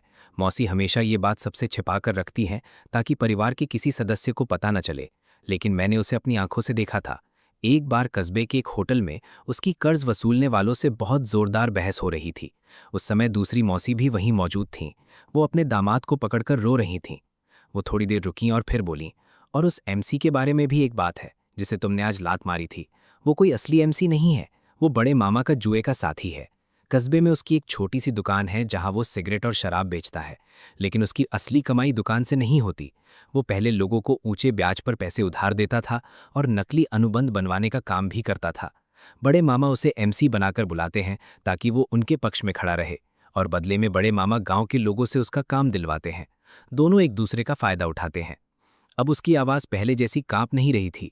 उसके आंसू भी सूख चुके थे और उसके चेहरे पर दुख या बेबसी की जगह एक ठंडी और दृढ़ शांति दिखाई दे रही थी। उसने मेरी तरफ देखते हुए कहा, इन इतने सालों में मैं उस घर में यूं ही नहीं रही। मैंने सब कुछ अपनी आंखों से देखा है और हर बात मुझे अच्छी तरह याद है। फिर उसने मेरा नाम लेकर कहा, चूवन, मुझसे एक वादा करो। मैंने मुस्कुराकर कहा, बोलो पत्नी, क्या बात है? उसने कहा, आज बड़े मामा ने जो कुछ किया है उसे मैं जिंदगी भर नहीं भूलूंगी, लेकिन मैं नहीं चाहती कि तुम मेरी तरफ से उनसे बदला लो। मैं खुद अपने हाथों से इसका हिसाब चुकता करना चाहती हूँ। मैंने बिना एक पल सोचे कहा, ठीक है। उसने कहा, बस तुम मेरा साथ देना। मैंने उसका हाथ कसकर पकड़ लिया और कहा, तो फिर जैसा तुम चाहो वैसा ही होगा। अगली सुबह बहुत जल्दी फांगतिंग का फ़ोन फिर बजा। इस बार कोई कॉल नहीं थी, बल्कि एक संदेश आया था। संदेश उसकी माँ के नंबर से आया था, लेकिन पढ़ते ही साफ समझ में आ गया कि ये उसकी माँ ने नहीं लिखा था। उसमें लिखा था, फांगतिंग, तुरंत वापस आ जा। तेरी माँ पूरी रात मेरे पास बैठकर रो रही है। अगर तू अभी भी उसे अपनी माँ मानती है तो आज ही वापस लौटा। मैंने संदेश पढ़ते ही कहा, इसका जवाब मत देना। फांगतिंग बोली, मुझे पता है जवाब नहीं देना चाहिए, लेकिन मेरी माँ सचमुच पूरी रात उसके पास रो रही होंगी। मैंने कहा, तो फिर तुम्हारी माँ को वहाँ से बाहर निकालते हैं। वो कड़वी हंसी हंसकर बोली, तुम मेरे बड़े मामा को नहीं जानते। मेरी माँ उनके सामने बिल्कुल लकड़ी की कठपुतली बन जाती हैं। अगर वो पूर्व की तरफ जाने को कहें तो माँ पश्चिम की तरफ जाने की हिम्मत भी नहीं करती। पूरी जिंदगी उन्होंने कभी भी बड़े मामा की किसी बात का विरोध नहीं किया। मैंने दृढ़ आवाज में कहा, अब चाहे जैसे भी हो, तुम्हारी माँ को वहां से निकालना ही होगा। उन्हें हमेशा के लिए उनके कब्जे में नहीं छोड़ा जा सकता। कुछ देर सोचने के बाद फांगतिंग बोली, मैं तीसरी मौसी को फ़ोन करती हूँ। उनका बड़े मामा से ज़्यादा मेलजोल नहीं है, लेकिन मेरी माँ से उनके रिश्ते अच्छे हैं। उसने तीसरी मौसी का नंबर ढूंढा और फ़ोन मिला दिया। दूसरी तरफ से तुरंत फ़ोन उठ गया। मौसी घबराकर पूछा, हेलो फांगतिंग, तुम अभी कहाँ हो? तुम्हारे बड़े मामा ने परिवार वाले ग्रुप में बहुत कुछ लिखा है, आखिर हुआ क्या है? फांगतिंग बोली, तीसरी मौसी, उनकी किसी बात पर विश्वास मत करना। सच वैसा बिल्कुल नहीं है जैसा उन्होंने बताया है। मौसी ने पूछा, तो सच क्या है? इसके बाद फांगतिंग ने सुबह से लेकर अब तक हुई हर घटना विस्तार से बताई। कैसे मुझसे 100 पुशअप करवाए गए, फिर सिरका पिलाया गया, फिर गाने गवाए गए और आखिर में जूते का तलवा चाटने और दुल्हन को शोक का कपड़ा पहनाने की मांग की गई। उसने ये भी बताया कि कैसे बड़े मामा ने उसका फ़ोन छीन लिया, उसे कमरे में बंद कर दिया और फिर झाओ लेई से उसकी शादी कराने की बात करने लगे। दूसरी तरफ मौसी काफ़ी देर तक चुप रहीं। फिर अचानक उनकी आवाज़ बदल गई। उन्होंने पूछा, उन्होंने सच में दूल्हे से जूते का तलवा चाटने को कहा था? फांगतिंग ने कहा, हाँ। मौसी ने फिर पूछा, और सच में तुम्हारी शादी झाओ लेई से कराने की बात भी कही? फांगतिंग ने फिर कहा, हाँ। कुछ पल की खामोशी के बाद मौसी बोली, फांगतिंग, मेरी बात ध्यान से सुनो। मैं तुम्हारे बड़े मामा को बचपन से जानती हूँ। जब तुम्हारे नाना जिंदा थे तब भी पूरे परिवार का फैसला वही करते थे। नाना के गुजर जाने के बाद तो उन्हें रोकने वाला कोई भी नहीं बचा। तुम्हारी माँ की शादी हो चुकी थी, इसलिए उन्हें उनके नियंत्रण से बाहर होना चाहिए था, लेकिन तुम्हारी माँ का स्वभाव बहुत सीधा है। इतने सालों से बड़े मामा जो कहते हैं वही वो करती आई हैं। फांगतिंग ने तुरंत पूछा, लेकिन मेरा 38वां युवान का दहेज? तीसरी मौसी ने लंबी सांस भरते हुए कहा, तुम्हारी माँ के हाथ में वो पैसे सिर्फ एक दिन रहे थे। अगले दिन वांग लाओदा ने पूरे 38वां युवान अपने पास ले लिए। उसने कहा कि वो तुम्हारे लिए सुरक्षित रखेगा और तुम्हारी माँ इतने पैसे संभाल नहीं पाएंगी। तुम्हारी माँ ने मना किया था, लेकिन उसने इतना गुस्सा किया कि आखिरकार उन्हें पैसे देने पड़े। ये सुनकर फांगतिंग ने फ़ोन और भी कसकर पकड़ लिया। मौसी ने आगे कहा, मैंने भी तुम्हारी माँ को समझाया था, लेकिन उन्होंने कहा कि उनके पास कोई दूसरा रास्ता नहीं है। उनका कहना था कि वांग लाओदा ही परिवार का मुखिया है, इसलिए वही जो चाहेगा वही होगा। तुम्हारी माँ पूरी जिंदगी इसी तरह लोगों के दबाव में जीती रही हैं। फांगतिंग की आंखें लाल हो गईं, लेकिन इस बार वो रोई नहीं। उसने पूछा, तीसरी मौसी, क्या आप मेरी माँ को वहां से निकाल सकती हैं? मौसी बोली, मैं कोशिश करूंगी, लेकिन वांग लाओदा का स्वभाव तुम जानती ही हो। फांगतिंग ने विनती करते हुए कहा, तीसरी मौसी, मैं आपसे सिर्फ यही एक मदद मांग रही हूँ। आखिरकार तीसरी मौसी मान गई। फोन रखने के बाद फांगटिंग सोफे पर बैठ गई। वो सिर झुकाकर अपने दोनों हाथ आपस में रगड़ती रही, जैसे किसी गहरी बात के बारे में सोच रही हो।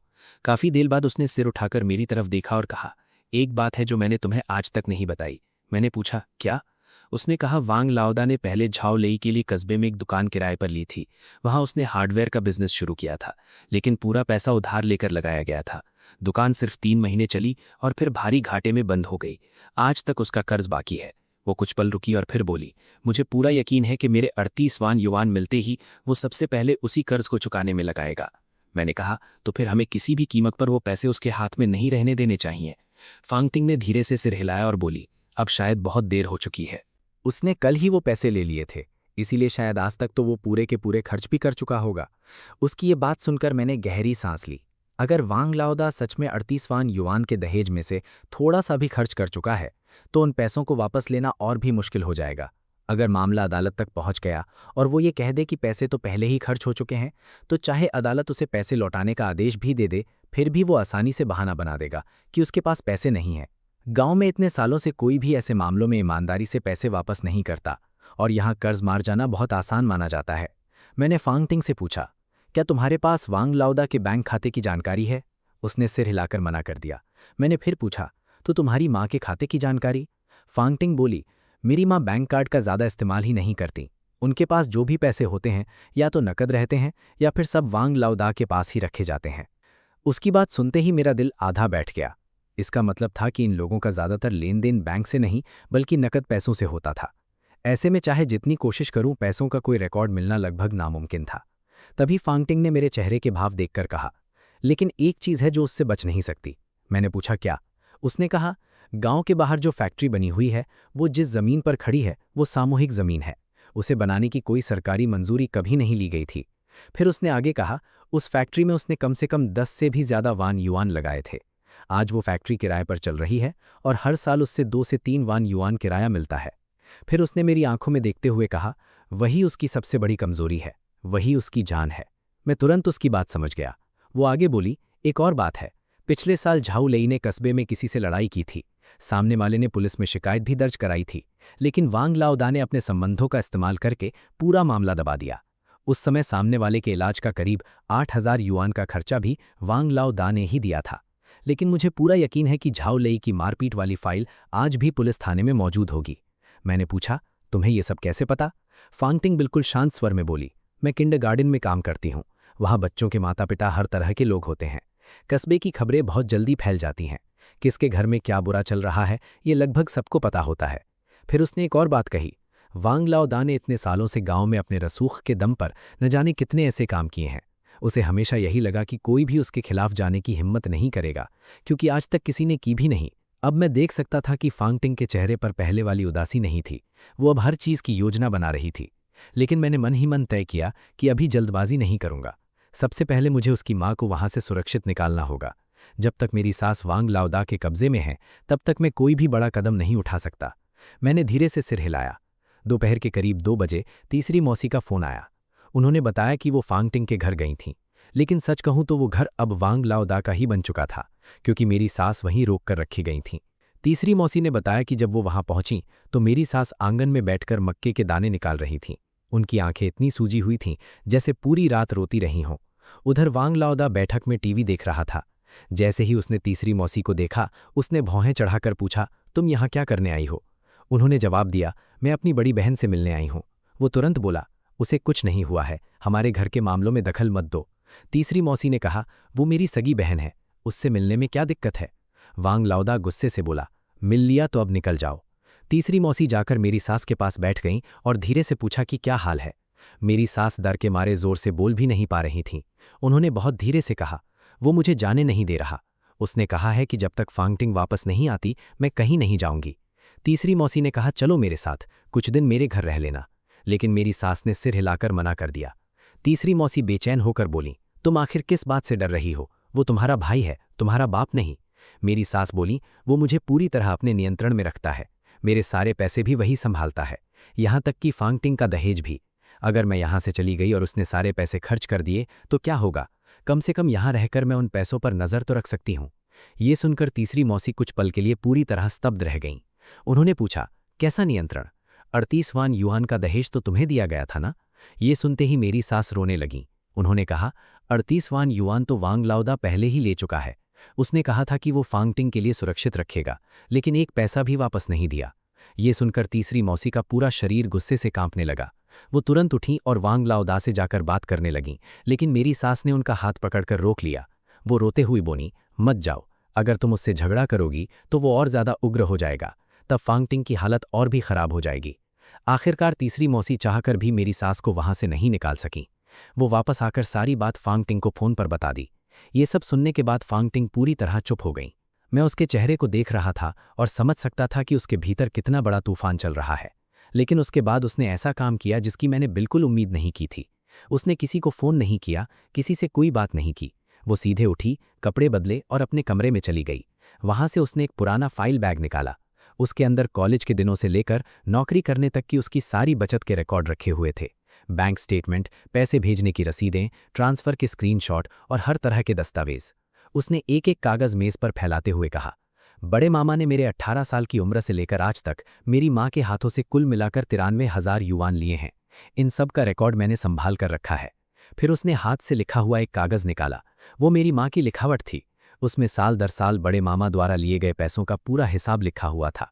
2018 में 20,000, 2019 में 15,000, 2020 में 8,000। हर रकम अलग अलग दर्ज थी। फांगटिंग बोली, मेरी माँ कभी उनका विरोध नहीं कर सकी, लेकिन उन्हें हर बात याद थी। इसीलिए उन्होंने हर बार चुपके से ये हिसाब लिखकर अपने तकिए के नीचे छिपा दिया था। मैंने हाई स्कूल में ही ये कागज़ पहली बार देखा था। मैंने उस कागज़ को ध्यान से देखा। उस पर लिखे अक्षर टेढ़े मेढ़े थे। कई जगह स्याही फैल चुकी थी, जैसे उन पर आंसू गिरकर सूख गए हों। फांगटिंग ने फिर सारे कागज़ वापस फाइल में रखे, जिप बंद की और मेरी तरफ देखकर दृढ़ आवाज़ में कहा, अभी मैं बड़े मामा पर हाथ नहीं डालूंगी।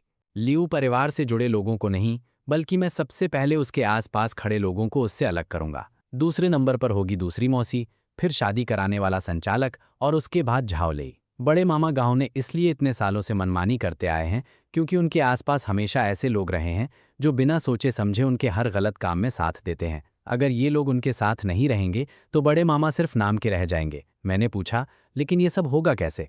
फांगटिंग बोली, शुरुआत दूसरी मौसी से करेंगे। फिर उसने मुझे एक पुरानी घटना सुनाई। दूसरी मौसी की बेटी का नाम फांगली है।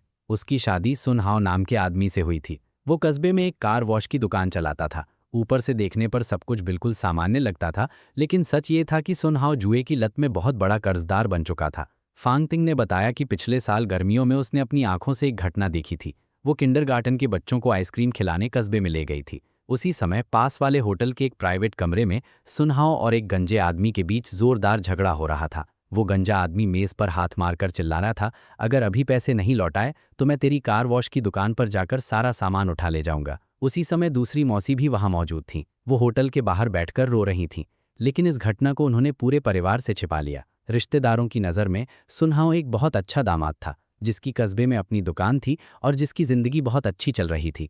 दूसरी मौसी सबसे ज़्यादा इसी बात से डरती थीं कि कहीं ये राज सबके सामने न खुल जाए, क्योंकि उन्हें अपनी झूठी इज्जत सबसे ज़्यादा प्यारी थी। फांगटिंग ने कहा, उन्हें नुकसान पहुंचाने की ज़रूरत नहीं है, बस इतना करना है कि वो कुछ समय तक बड़े मामा की मदद ही ना कर पाएं। मैंने पूछा, लेकिन कैसे? वो बोली, जिस गंजे आदमी ने सुनहाओ को पैसे उधार दिए थे उसका नाम ली ब्याओ है। तुम उससे जाकर मिलो। मैं थोड़ा झिझका और बोला, तुम चाहती हो कि मैं सूद पर पैसे देने वाले आदमी से जाकर बात करूं? फांगटिंग बोली, तुम्हें कुछ करने की ज़रूरत नहीं है, बस उसे इतना बता देना कि सुनहाओ के पास बहुत जल्द पैसे आने वाले हैं। मैं उसकी बात नहीं समझ पाया। तब उसने समझाया, दूसरी मौसी परिवार वाले समूह में बड़े मामा का खुलकर साथ दे रही हैं और दहेज के पैसे बांटने में भी उनकी मदद कर रही हैं। बड़े मामा उन्हें ज़रूर कुछ हिस्सा देंगे और जैसे ही दूसरी मौसी के हाथ में पैसे आएंगे वो सबसे पहले सुनहाओ के जुए वाले कर्ज चुकाएंगी। तुम बस ली ब्याओ को ये खबर दे दो कि सुनहाओ के पास जल्द ही पैसे आने वाले हैं। उसके बाद ली ब्याओ खुद उसके घर पहुंचकर पैसे मांगेगा। जब वो हंगामा करेगा तब सुनहाओ के जुए की बात पूरे कस्बे में फैल जाएगी और दूसरी मौसी उसे कभी छिपा नहीं पाएंगी।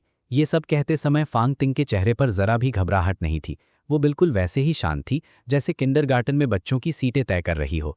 तीसरे दिन मैं कस्बे में ली ब्याओ के जुए के अड्डे पर पहुंचा। उसे ढूंढना बिल्कुल मुश्किल नहीं था। वो कस्बे की मुख्य गली में नीले लोहे के शटर वाली एक दुकान थी जिसके ऊपर मनोरंजन क्लब लिखा हुआ था।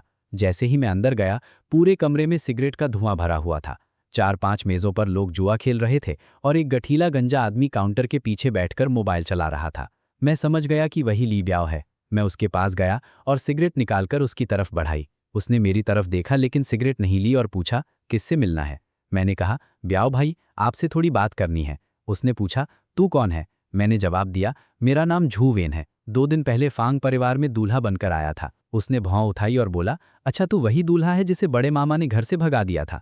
मुझे भी हैरानी हुई कि खबर इतनी जल्दी फैल गई। मैंने कहा, हाँ वही हूँ।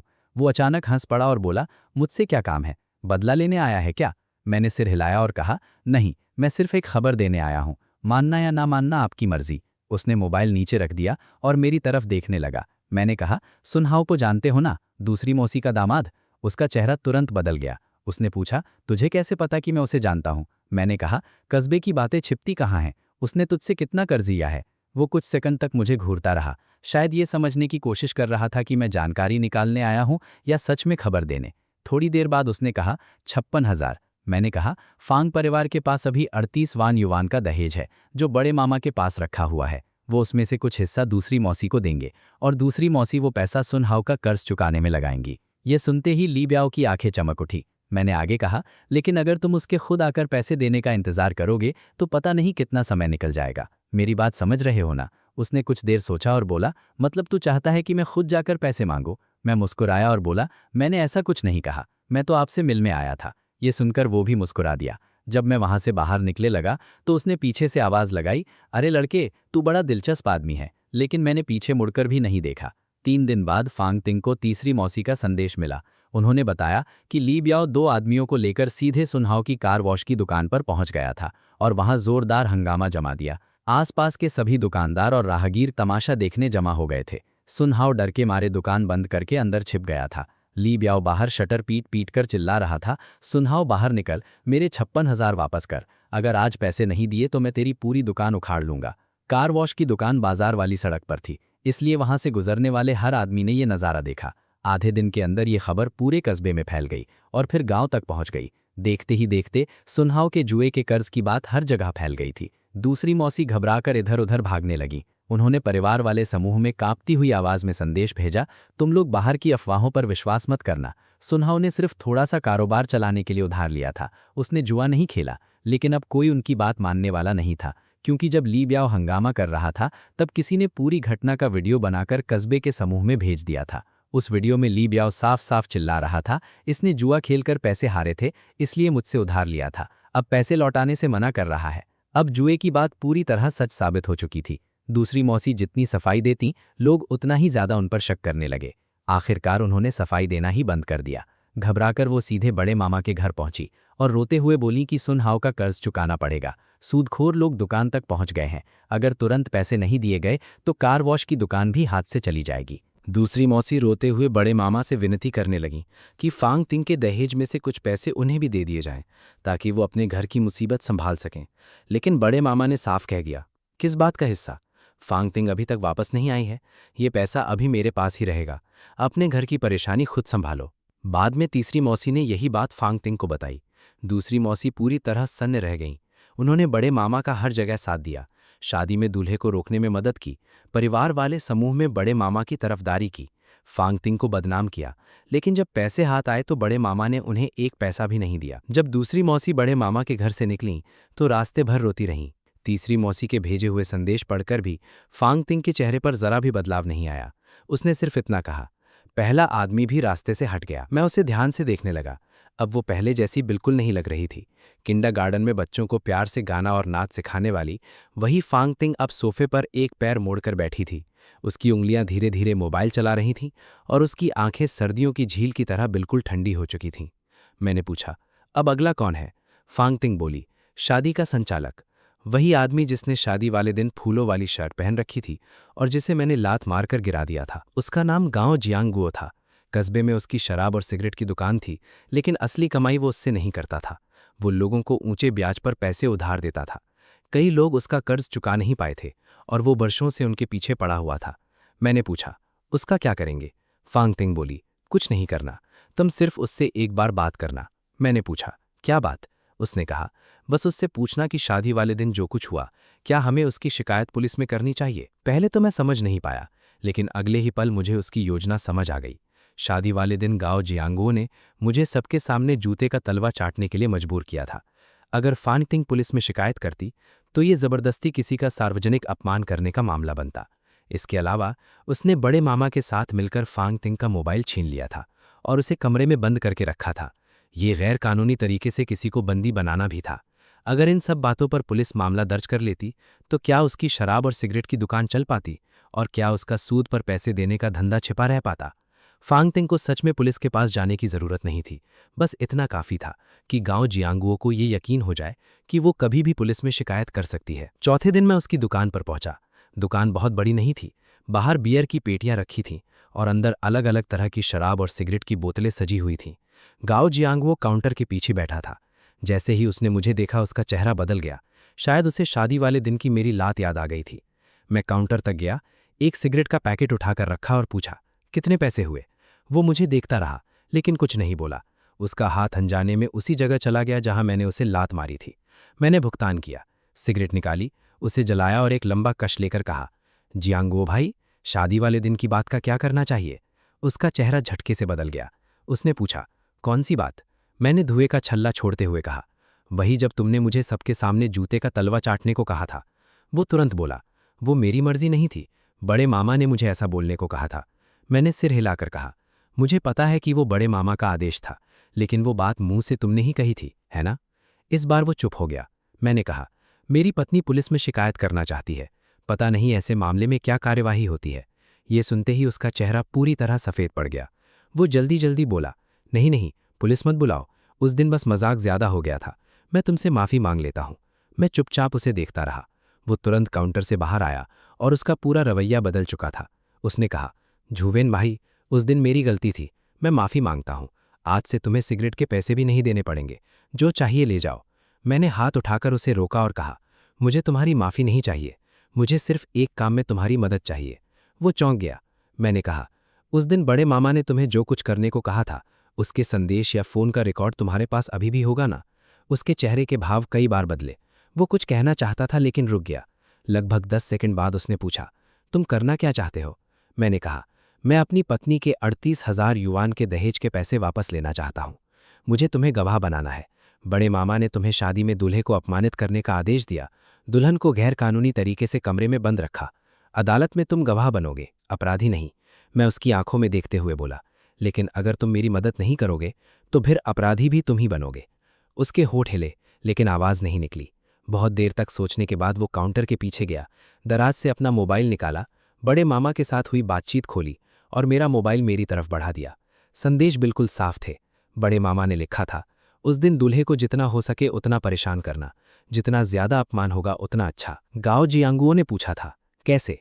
बड़े मामा ने जवाब दिया था, जो मन में आए करो, उसे घुटनों के बल बैठाओ, सिरका पिलाओ, सबके सामने बेइज्जत करो, अगर शर्म से भाग जाए तो सबसे अच्छा है।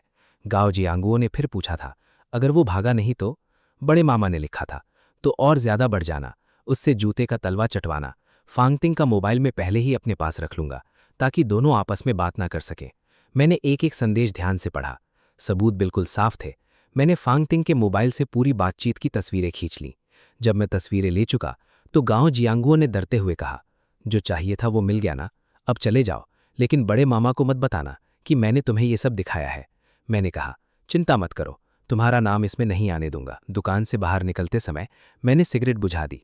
मेरी जेब में रखा मोबाइल अब पहले से कहीं ज्यादा भारी लग रहा था, क्योंकि उसके अंदर बड़े मामा की सबसे बड़ी कमजोरी कैद हो चुकी थी। फांगटिंग ने जिन लोगों का जिक्र किया था उनमें से दूसरा भी अब रास्ते से हट चुका था, लेकिन मैं तुरंत घर वापस नहीं गया। मैं कस्बे की सड़क पर खड़ा एक बात सोच रहा था। दूसरी मौसी अब खुद अपनी परेशानी में फंस चुकी थी। गांव जियांगुओ भी बड़े मामा का साथ छोड़ चुका था। अब बड़े मामा के पास खुलकर उनका साथ देने वाला सिर्फ उनका बेटा झाओलेई बचा था। लेकिन झाओलेई कोई साधारण साथी नहीं था, वही बड़े मामा की सबसे बड़ी कमजोरी था। फांगटिंग ने पहले ही कहा था कि बड़े मामा ने मेरी सास को अपने काबू में रखना, दहेज के पैसों पर कब्जा करना और हमारी शादी बिगाड़ना सिर्फ एक वजह से किया था, और वो वजह था झाओलेई। झाओलेई की उम्र 30 साल हो चुकी थी, लेकिन उससे कोई शादी करने को तैयार नहीं था। बड़े मामा घबरा चुके थे। वो चाहते थे कि फांगटिंग की शादी झाओलेई से हो जाए। ऐसा होने पर उन्हें दहेज भी नहीं देना पड़ता और एक सुंदर बहू भी मिल जाती। इसलिए मुझे झाओलेई के खिलाफ कुछ अलग से करने की जरूरत ही नहीं थी। वो खुद बड़े मामा की सबसे बड़ी कमजोरी था। मुझे सिर्फ इतना करना था कि सब लोगों के सामने बड़े मामा का असली मकसद उजागर हो जाए, और उसके लिए सबसे मजबूत सबूत वही बातचीत थी जो मेरे हाथ लग चुकी थी। मैंने फांगतिंग को फ़ोन करके कहा, तुम्हारे बड़े मामा और गाओ जियांगुओं की बातचीत का पूरा रिकॉर्ड मेरे पास आ गया है। दूसरी तरफ कुछ पल तक सन्नाटा रहा। फिर फांगतिंग बोली, ठीक है, अब बड़े मामा की बारी है। मैंने तुरंत गाओ जियांगुओं के साथ हुई पूरी बातचीत की तस्वीरें उसे भेज दीं। सब पढ़ने के बाद वो काफ़ी देर तक चुप रही। फिर बोली, मैं ये सब परिवार वाले समूह में भेजूंगी। मैंने पूछा, तुम पूरी तरह पक्का सोच चुकी हो? उसने बिना झिझक कहा, हाँ। अगले ही पल फांगतिंग ने पूरे परिवार वाले समूह में वे सभी तस्वीरें भेज दीं। हर तस्वीर में बड़े मामा और गाओ जियांगुओं की बातचीत साफ दिखाई दे रही थी। तस्वीरें भेजने के बाद उसने एक संदेश लिखा, ये बड़े मामा और उनके दोस्त गाओ जियांगुओं की बातचीत का रिकॉर्ड है। शादी वाले दिन दूल्हे को परेशान करने की हर योजना बड़े मामा ने पहले से बनाई थी। उन्होंने जानबूझकर मेरे पति को सबके सामने अपमानित करवाया ताकि वो शर्मिंदा होकर वहां से चले जाएं। मेरे मोबाइल को पहले ही छीन लिया गया, मुझे कमरे में बंद कर दिया गया और मुझे दूल्हे से मिलने भी नहीं दिया गया। ये कोई परंपरा या रिवाज नहीं था, बल्कि बड़े मामा की सोची समझी साजिश थी। इसके बाद उसने एक और संदेश भेजा, अगर किसी को अब भी वजह समझ नहीं आ रही है तो थोड़ी देर और इंतजार करिए, सब साफ हो जाएगा। संदेश भेजते समय उसके हाथ हल्के हल्के कांप रहे थे, लेकिन उसके चेहरे पर कोई घबराहट नहीं थी। अगले ही पल पूरा परिवार वाला समूह भट पड़ा। सबसे पहले तीसरी मौसी का संदेश आया। उन्होंने हैरानी वाला चिन्ह भेजा और लिखा, हे भगवान। उसके बाद फांगतिंग के चाचा, जो पहले बड़े मामा का खुलकर साथ दे रहे थे, उन्होंने तस्वीरें देखने के बाद लिखा, क्या ये सब सच है? फांगतिंग ने सिर्फ इतना जवाब दिया, तस्वीरों में पूरी बातचीत साफ दिखाई दे रही है, खुद पढ़ लीजिए। तस्वीरों में प्रोफाइल, नाम, समय और पूरी बातचीत साफ थी, उसमें कुछ भी नकली नहीं लग रहा था। उसके बाद लगभग 3 मिनट तक पूरे समूह में कोई कुछ नहीं बोला। मुझे लगा सब लोग बार बार उन तस्वीरों को पढ़ रहे हैं। तभी बड़े मामा का एक आवाज़ वाला संदेश आया। उनकी आवाज़ गुस्से से कांप रही थी। वो चिल्लाकर बोले, फांगतिंग, इसका क्या मतलब है? ये सब समूह में डालकर क्या साबित करना चाहती हो? क्या तुम अपने ही बड़े मामा से बदला लेना चाहती हो? फांगतिंग ने शांत होकर सिर्फ एक लिखित संदेश भेजा, मैंने सिर्फ सच सबके सामने रखा है। अगर आपको लगता है कि इसमें कुछ गलत है तो आप खुद समझा दीजिए। बड़े मामा ने फिर एक और आवाज़ वाला संदेश भेजा। इस बार उनकी आवाज़ और भी ऊंची थी। वो बोले, वो गाओ जियांगु बकवास कर रहा है। मैंने उसे कब कहा था कि दूल्हे को परेशान करे? हर शादी में दरवाज़ा रोककर थोड़ा मजाक होता ही है। मैं तो सिर्फ उस लड़के की परीक्षा लेना चाहता था। अगर वो खुद ही सहन नहीं कर पाया और भाग गया तो इसमें मेरी क्या गलती है? फांगतिंग ने इस बार कोई जवाब नहीं दिया, क्योंकि जवाब देने की ज़रूरत ही नहीं थी। तस्वीरें खुद सारी सच्चाई बता रही थीं। अब समूह में लोगों का रवैया बदलने लगा। पहले वही चाचा बोले जिन्होंने बड़े मामा का साथ दिया था। उन्होंने लिखा, भैया, तस्वीरों में तो साफ लिखा है कि आपने ही कहा था कि दूल्हे को जितना हो सके उतना परेशान करो। आपने ये भी लिखा था कि फांगतिंग का मोबाइल पहले ही छीन लेना। ये पढ़ते ही बड़े मामा भड़क उठे। उन्होंने लिखा, क्या मतलब है तुम्हारा? अब तुम भी बाहरी लोगों का साथ दोगे? चाचा ने उसके बाद कुछ नहीं लिखा, लेकिन तीसरी मौसी बिल्कुल नहीं डरी। उन्होंने साफ लिखा, भैया, फांगतिंग का मोबाइल आपने छीना था या नहीं? उसे कमरे में बंद रखा था या नहीं? उसे दूल्हे से मिलने नहीं दिया था या नहीं? इन सवालों का जवाब दीजिए। बड़े मामा ने गुस्से वाला चिन्ह भेजा और फिर आवाज़ वाला संदेश भेजते हुए बोले, तुम आग में घी मत डालो। फांगतिंग मेरी अपनी भतीजी है, क्या मैं उसका बुरा चाहूंगा? तीसरी मौसी ने तुरंत जवाब दिया, अगर ऐसा है तो फिर झाओलेई को सामने आने दो। बताओ कि शादी टूटने के बाद तुम फांगतिंग के लिए क्या करने वाले थे? ये सवाल पूरे समूह में सबसे जोरदार वार साबित हुआ, क्योंकि झाओलेई की उम्र 30 साल थी और उसकी शादी अब तक नहीं हुई थी। ऊपर से सभी लोग तस्वीरों में बड़े मामा की बातें पढ़ चुके थे। जो भी थोड़ा बहुत सोच सकता था वो आसानी से समझ गया कि बड़े मामा हमारी शादी क्यों तुड़वाना चाहते थे। उसी समय झाओलेई, जो अब तक पूरे समय चुप था, अचानक समूह में सामने आया और उसने लिखा, समूह में बेकार की बातें मत फैलाओ, मेरा इससे कोई लेना देना नहीं है। फांगतिंग ने तुरंत जवाब दिया, झाओलेई, जिस दिन तुम मेरे घर आए थे, जिस तरह तुम मुझे देख रहे थे, वो शायद समूह के बाकी लोगों ने नहीं देखा होगा, लेकिन मैं आज तक उसे नहीं भूली हूँ। इसके बाद झाओलेई बिल्कुल चुप हो गया। दूसरी तरफ बड़े मामा का गुस्सा पूरी तरह भट पड़ा। उन्होंने तीसरी मौसी को दखल अंदाजी करने वाली कहा, फांगतिंग को एहसान फरामोश कहा, मुझे मारपीट करने वाला अपराधी कहा और लगातार गालियां देने लगे। एक के बाद एक पूरे 1-1 मिनट के आवाज़ वाले संदेश समूह में भेजते रहे और उनकी भाषा हर संदेश के साथ और भी ज़्यादा गंदी होती चली गई। फांगतिंग ने इसके बाद कुछ भी नहीं लिखा। उसने मोबाइल एक तरफ रख दिया और बड़े मामा को जितनी गालियां देनी थी देने दी। फिर उसने मेरी तरफ देखकर धीरे से कहा, उन्हें जितना चाहे गाली देने दो, जितनी ज़्यादा देंगे उतना ही अच्छा होगा। मैं उसकी बात पूरी तरह समझ नहीं पाया। फांगतिंग बोली, परिवार वाले समूह में 50 से ज़्यादा लोग हैं। बड़े मामा का हर आवाज़ वाला संदेश सब सुन रहे हैं। जितना ज़्यादा वो अपना आपा खोएंगे उतना ही साफ दिखाई देगा कि उनकी पोल खुल चुकी है और शर्म के मारे वो बौखला गए हैं। उसकी बात बिल्कुल सही निकली। बड़े मामा लगभग 20 मिनट तक लगातार गालियां देते रहे। लेकिन पूरे समय समूह में एक भी आदमी उनके समर्थन में सामने नहीं आया। दूसरी मौसी तो पहले ही अपनी मुसीबत में फंसी हुई थी। बड़ी बहन भी बिल्कुल चुप थी। शायद वो भी सोच रही थी कि अब बड़े मामा का साथ देना ठीक होगा या नहीं। जो रिश्तेदार पहले बड़े मामा की हर बात पर हाँ में हाँ मिलाते थे, वही अब तमाशा देखने वाले बनकर चुप बैठे थे। आखिर में बड़े मामा को भी समझ आ गया कि अब कोई उनका साथ देने वाला नहीं बचा है। उन्होंने आखिरी आवाज वाला संदेश भेजा और गुस्से में बोले, तुम सब एहसान फरामोश हो। आज के बाद फांग परिवार का कोई भी आदमी किसी काम के लिए मेरे पास मत आना। इतना कहकर उन्होंने खुद ही समूह छोड़ दिया। फांगतिंग ने मोबाइल की स्क्रीन पर बड़े मामा के समूह छोड़ने की सूचना देखी और लंबी सांस ली, लेकिन उसके चेहरे पर जरा भी मुस्कान नहीं थी। उसने कहा, उनका समूह छोड़ देना इस बात का सबूत है कि वो पूरी तरह घबरा चुके हैं, और जब कोई इतना घबरा जाता है तो अक्सर कोई बहुत बड़ी बेवकूफ़ी कर बैठता है। अगले ही दिन बड़े मामा ने सचमुच वही किया।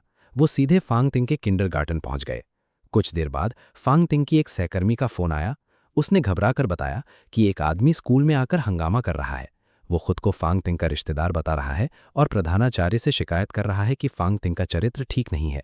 वो अपने परिवार की इज्जत नहीं करती, अपने घर वालों से लड़ती है और ऐसी औरत बच्चों को पढ़ाने के लायक नहीं है।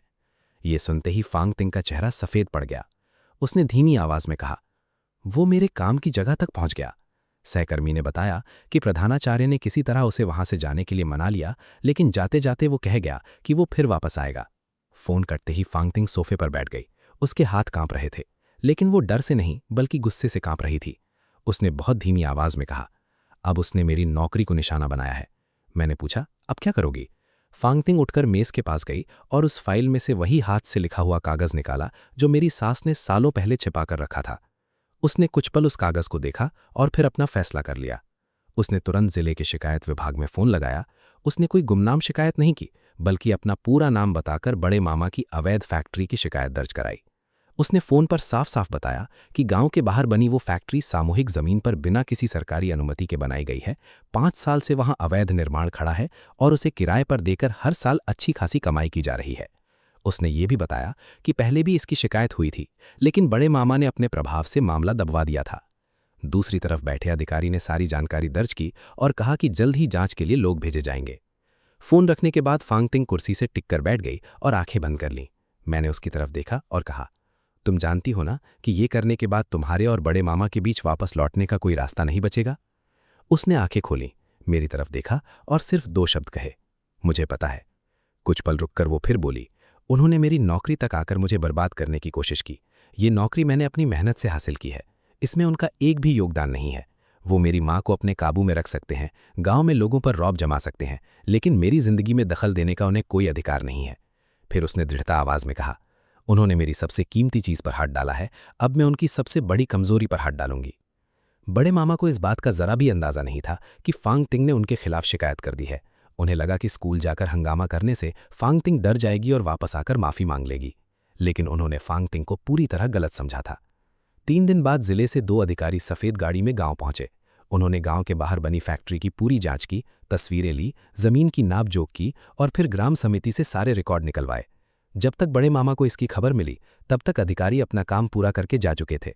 बड़े मामा घबराकर हर जगह फोन करने लगे कि आखिर शिकायत किसने की है, लेकिन किसी को कुछ पता नहीं था।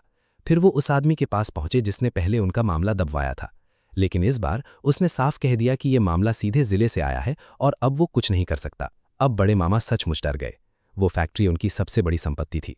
उसे बनाने में उन्होंने 10 लाख युआन से भी ज्यादा खर्च किए थे और हर साल उससे अच्छा किराया मिलता था। अगर उसे अवैध निर्माण घोषित करके गिरा दिया गया तो उन्हें 1 पैसा भी मुआवजा नहीं मिलेगा। सबसे बड़ी मुसीबत ये थी कि उस फैक्ट्री में किराएदारों की मशीनें और सामान भी रखा हुआ था। अगर फैक्ट्री टूटी तो उन्हें उन सब का नुकसान भरना पड़ेगा। बड़े मामा ने तुरंत हर तरफ फोन घुमाना शुरू कर दिया, लेकिन उन्हें एक बात समझ में आ गई। जो लोग पहले उनके एक इशारे पर दौड़ पड़ते थे, वही अब उनका फोन उठाना भी पसंद नहीं कर रहे थे, क्योंकि फांगतिंग द्वारा परिवार वाले समूह में भेजी गई तस्वीरें अब पूरे गांव और कस्बे में फैल गई थीं। अब सबको पता चल चुका था कि बड़े मामा ने अपनी ही पत्नी की शादी इसलिए तुड़वाई थी ताकि उसकी शादी अपने ही बेटे झावलेई से करवा सके। ये बात इतनी घिनौनी थी कि जो लोग पहले उनकी चापलूसी करते थे, अब वही उनके साथ दिखना भी शर्म की बात समझने लगे थे। फांगतिंग ने मेरी तरफ देखकर कहा, अब सही समय आ गया है। मैंने पूछा, किस बात का? वो बोली, अब मैं अपनी माँ को घर लेकर आऊंगी। मैंने पूछा, मैं चलूं या तुम अकेली जाओगी? वो उठी, दरवाजे के पास गईं, अपने जूते पहने और बोली, मैं अकेली जाऊंगी। इस बार मुझे अपने बड़े मामा का सामना खुद करना है। फांगतिंग अकेली ही निकल गई। उसने मुझे साथ आने की इजाज़त नहीं दी। मैं घर पर बेचैनी से उसका इंतजार कर रहा था। थोड़ी देर बाद लियू बिन 2 बॉटल शराब लेकर आया और बोला, चल थोड़ा पी लेते हैं। मैंने सिर हिलाकर कहा, आज मेरा बिल्कुल मन नहीं है। उसने शराब की बोतलें मेज़ पर रखीं, मेरी तरफ देखा और बोला, झूवेन, फांगतिंग पर भरोसा रख। मैंने बिना झिझक जवाब दिया, मुझे उस पर पूरा भरोसा है। लियू बिन ने मेरी तरफ देखकर कहा, तो फिर बस इंतजार करते हैं। हम दोनों बैठक में बैठ गए। टेलीविजन चल रहा था लेकिन किसी का भी ध्यान उसकी तरफ नहीं था। लगभग 2 घंटे बाद फांगतिंग का फ़ोन आया। उसकी आवाज़ बिल्कुल शांत थी। उसने कहा, मैं भी बड़े मामा के घर पर हूँ। मैंने तुरंत पूछा, और तुम्हारी माँ कहाँ है? फांगतिंग बोली, माँ यहीं मेरे पास खड़ी हैं। मैंने फिर पूछा, क्या उसने उन्हें जाने दिया? फांगतिंग ने जवाब दिया, अभी नहीं लेकिन अब जाने देगा। तुम गाड़ी लेकर आ जाओ और हमें ले चलो। मैंने बिना एक पल गंवाए फ़ोन काट दिया और बाहर निकल गया। लियू बिन भी मेरे पीछे पीछे दौड़ पड़ा और बोला कि वह भी साथ चलेगा। इस बार हम शादी वाली गाड़ी नहीं बल्कि मेरी वही पिकअप गाड़ी लेकर निकले जिससे मैं रोज़ निर्माण सामग्री ढोया करता था। लगभग 40 मिनट बाद हम गांव के बाहर पहुंचे। रास्ते में वही अवैध फैक्ट्री दिखाई दी। वह अब भी वहीं खड़ी थी लेकिन उसके मुख्य दरवाजे पर लाल रंग का एक सरकारी नोटिस चिपटा हुआ था। मैं नीचे नहीं उतरा लेकिन दूर से इतना ज़रूर दिख गया कि किसी प्रकार की आधिकारिक सूचना लगा दी गई थी। उसके बाद हम सीधे फांगतिंग के घर पहुंचे। मैं ऊपर गया तो दरवाज़ा खुला हुआ था। जैसे ही बैठक में कदम रखा, सामने का नज़ारा देखकर मैं कुछ पल के लिए रुक गया। बड़े मामा सोफे पर बैठे थे। उनका पूरा शरीर ऐसा लग रहा था जैसे किसी ने हवा निकाल दी हो। उनकी कमर झुक गई थी। हाथ में चाय का कप था लेकिन चाय कप की ठंडी हो चुकी थी और उन्होंने उसे छुआ तक नहीं था। दूसरी तरफ फांगतिंग कुर्सी पर पैर चढ़ाकर बैठी थी। उसके हाथ में कागज़ों का एक मोटा पुलिंदा था। मैंने ध्यान से देखा तो समझ आया कि वह मेरी सास द्वारा सालों से संभाल कर रखी गई हाथ से लिखी हिसाब की पर्चियां थीं। मेरी सास रसोई के दरवाजे पर खड़ी थीं। उनकी आंखें सूज चुकी थीं लेकिन अब उनमें आंसू नहीं थे। मुझे देखते ही उन्होंने हल्का सा सिर हिलाया। झावली कहीं दिखाई नहीं दे रहा था और पूरे घर में अजीब सा सन्नाटा पसरा हुआ था। मैं चुपचाप अंदर जाकर खड़ा हो गया। फांगतिंग ने एक बार मेरी तरफ देखा और फिर अपनी नज़रें बड़े मामा पर टिकाकर बोली, बड़े मामा, आपने अच्छी तरह सोच लिया? बड़े मामा ने सिर नहीं उठाया, भारी आवाज़ में बोले, तुझे कितना चाहिए? फांगतिंग ने बिना किसी झिझक के जवाब दिया, 38 वान युआन, 1 पैसा भी कम नहीं। बड़े मामा ने धीमे स्वर में कहा, मेरे पास अब इतने पैसे नहीं बचे। फांगतिंग के चेहरे का भाव जरा भी नहीं बदला। उसने पूछा, तो अब आपके पास कितने बचे हैं? काफ़ी देर की चुप्पी के बाद बड़े मामा बोले, 23 वान। ये सुनकर मेरा दिल बैठ गया। जैसा हमें डर था, सचमुच 15 वान युआन पहले ही खर्च किए जा चुके थे। फांगतिंग ने तुरंत पूछा, बाकी 15 वान कहाँ खर्च किए? क्या झावलेई का कर्ज चुकाने में? बड़े मामा ने कोई जवाब नहीं दिया। फांगतिंग ने अपनी माँ की तरफ मुड़कर पूछा, माँ, क्या आपको इस बारे में पता था? मेरी सास ने सिर झुकाकर धीमी आवाज़ में कहा, तुम्हारे बड़े मामा ने कहा था कि ये पैसा झावलेई का कर्ज चुकाने में लगेगा। फांगतिंग फिर बड़े मामा की तरफ मुड़ी। इस बार उसकी आवाज़ बेहद धीमी थी लेकिन हर शब्द तलवार की तरह साफ था। उसने कहा, बड़े मामा, वो 38 वान आपका पैसा नहीं था, वो मेरा और मेरी माँ का पैसा था। आपने उसे अपने पास रखा और उसमें से 15 वान अपने बेटे पर खर्च कर दिए। क्या आप ये बात मानते हैं? इस बार बड़े मामा ने धीरे धीरे सिर उठाया। उनकी आंखें लाल थीं, गुस्से से या शर्म से मैं नहीं जानता था। उन्होंने कहा, फांगतिंग, मैंने पूरी जिंदगी तुम लोगों का सहारा दिया। तुम्हारे पिता जल्दी चले गए थे, तुम्हारी माँ अकेले तुम्हें नहीं पाल सकती थी। अगर मैं मदद ना करता तो तुम लोग कैसे जीते? लेकिन इस बार फांगतिंग ने उन्हें बीच में ही रोक दिया। उसने सामने रखे कागज़ उनके सामने धकेल दिए और बोली, बड़े मामा, आपने हमारी जितनी मदद की मेरी माँ ने उसका भी पूरा हिसाब लिखा है। उसने पहली पर्ची पर उंगली रखी और बोली, 2018 में आपने मेरी माँ से 2 वान युआन लिए और कहा कि मेरी पढ़ाई की फीस के लिए संभाल कर रखेंगे। 2019 में 1 वान 5000 लिए और कहा कि ये नए साल का उपहार है जिसे आप सुरक्षित रखेंगे। 2020 में 8000 लिए और कहा कि मेरे बीमा के लिए हैं। हर बार आपने यही कहा कि आप मेरे लिए पैसा संभाल रहे हैं, लेकिन आज तक एक भी युआन वापस नहीं मिला।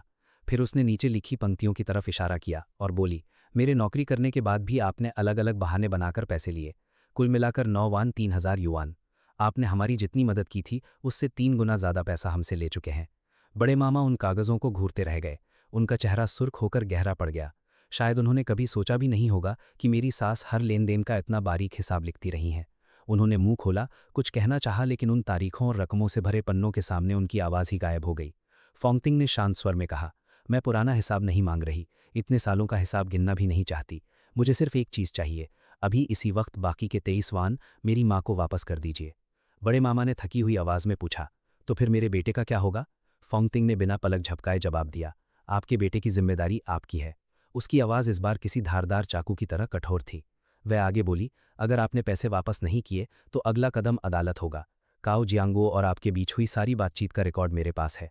शादी वाले दिन आपने मुझे गैरकानूनी तरीके से कमरे में बंद रखा, उसकी शिकायत मैं किसी भी समय कर सकती हूँ। आपकी फैक्ट्री की जांच भी शुरू हो चुकी है, ये बात आप मुझसे बेहतर जानते हैं। अगर फिर भी आप जिद करेंगे तो अदालत में मिलेंगे। वहाँ मैं गैरकानूनी तरीके से मुझे बंद रखने, मेरे साथ सार्वजनिक अपमान करवाने, मेरी संपत्ति हड़पने और मेरी नौकरी की जगह जाकर हंगामा करने, हर अपराध का मुकदमा आपके खिलाफ दर्ज कराऊंगी। अब अच्छी तरह सोच लीजिए। उसके बाद पूरे कमरे में गहरा सन्नाटा छा गया। सिर्फ दीवार पर लगी घड़ी की टिक टिक सुनाई दे रही थी। बड़े मामा सिर झुकाए बैठे रहे। उन्होंने चाय का कप इतनी जोर से पकड़ रखा था कि उनकी उंगलियां सफ़ेद पड़ गई थीं। पता नहीं कितनी देर बाद वे धीरे धीरे उठे, अलमारी के पास गए, एक दराज खोली और उसमें से एक मोटा लिफाफा निकाला। फिर उन्होंने दूसरी दराज से एक बैंक कार्ड निकाला और दोनों चीज़ें मेज़ पर रख दीं। बहुत धीमी आवाज़ में बोले, 23 वान, ले जाओ। फिर उन्होंने बताया बैंक कार्ड में 18 वान है और 5 वान नगद है। लेकिन फोंगतिंग ने उन चीज़ों को हाथ तक नहीं लगाया। उसने साफ कहा, ये पैसे मेरी माँ के बैंक खाते में भेजिए। बड़े मामा ने मेरी सास की तरफ देखा। मेरी सास अब भी रसोई के दरवाजे पर खड़ी थी। उन्होंने अपनी एप्रन को इतनी जोर से पकड़ रखा था कि उनके नाखून हथेलियों में धंस गए थे। बड़े मामा ने धीरे से आंखें बंद की, फिर अपना मोबाइल निकाला और बैंक का पैसा भेजने वाला पेज खोला। फोंगतिंग उठकर उनके बिल्कुल पास खड़ी हो गई और हर कदम पर नजर रखते हुए उन्हें पैसे भेजने की पूरी प्रक्रिया करने लगी। आखिरकार 18 वॉन मेरी सास के बैंक खाते में ट्रांसफर कर दिए गए। उसके बाद फोंगटिंग ने मेज पर रखे 5 वॉन नकद को एक एक करके ध्यान से गिना और फिर वो रकम अपनी माँ के हाथ में दे दी। जैसे ही मेरी सास ने पैसे पकड़े, उनके हाथ जोर जोर से कांपने लगे। नोट लगभग उनके हाथ से गिर ही गए थे, लेकिन फोंगटिंग ने तुरंत उनकी बाँह पकड़कर संभाल लिया। फिर उसने अपनी माँ की तरफ देखकर कहा, माँ, चलिए अब यहाँ से चलते हैं। मेरी सास ने एक बार बड़े मामा की तरफ देखा। वो फिर से सोफे पर ढहकर बैठ चुके थे। उनका सिर झुका हुआ था और वो मिट्टी की मूर्ति की तरह बिल्कुल चुप बैठे थे। मेरी सास ने धीरे से होंठ खोले। ऐसा लगा जैसे वो उन्हें भैया कहकर पुकारना चाहती हों या शायद कुछ और कहना चाहती हों, लेकिन आखिर में उनके मुंह से एक भी शब्द नहीं निकला। वो चुपचाप फोंगटिंग के साथ दरवाजे की तरफ चल पड़ी। तभी जैसे ही हम दरवाजे तक पहुंचे, पीछे से बड़े मामा की धीमी आवाज़ सुनाई दी। उन्होंने पूछा, बाकी 15 वॉन का क्या होगा? फोंगटिंग वहीं रुक गई। उसने पलटकर बड़े मामा की तरफ देखा और शांत लेकिन बेहद सख्त आवाज़ में कहा, वो 15 वॉन आपने अपने बेटे पर खर्च किए हैं। अब वो पैसा आप पर उधार है, इसलिए आपका बेटा ही वो कर्ज चुकाएगा। बड़े मामा ने तुरंत पूछा, झावलेई किससे चुकाएगा? फोंगटिंग ने बिना एक पल रुके जवाब दिया, वो आपकी समस्या है, हमारी नहीं। इतना कहकर उसने अपनी माँ का हाथ पकड़ा और बाहर निकल गई। सीढ़ियाँ उतरते समय अचानक मेरी सास फूट फूट कर रोने लगी। वो जोर से नहीं रो रही थीं, बल्कि बरसों से दबा हुआ दर्द अब आंसुओं के रूप में बाहर निकल रहा था। उनके कंधे लगातार कांप रहे थे और हर सीढ़ी पर उनके आंसू गिरते जा रहे थे। फोंगटिंग ने उन्हें चुप कराने की कोशिश नहीं की। उसने सिर्फ अपनी माँ का हाथ और मजबूती से पकड़ा और एक एक सीढ़ी उतरती चली गई। नीचे पहुंचते ही मैं और लियोबिन गाड़ी के पास खड़े उनका इंतजार कर रहे थे। मेरी सास ने मुझे देखा तो वहीं रुक गईं। उन्होंने मेरी तरफ देखा जैसे कुछ कहना चाहती हों, लेकिन उनके होंठ सिर्फ कांपते रह गए। अगले ही पल उन्होंने झुककर मुझे गहरा प्रणाम कर दिया। मैं घबरा गया और तुरंत उन्हें दोनों हाथों से उठाते हुए बोला, माँ, ऐसा मत कीजिए। उन्होंने भर्राई हुई आवाज़ में सिर्फ 3 शब्द कहे, मुझे माफ़ कर दो। मैंने धीरे से कहा, माँ, जो हो गया वो बीत गया, अब चलिए गाड़ी में बैठते हैं।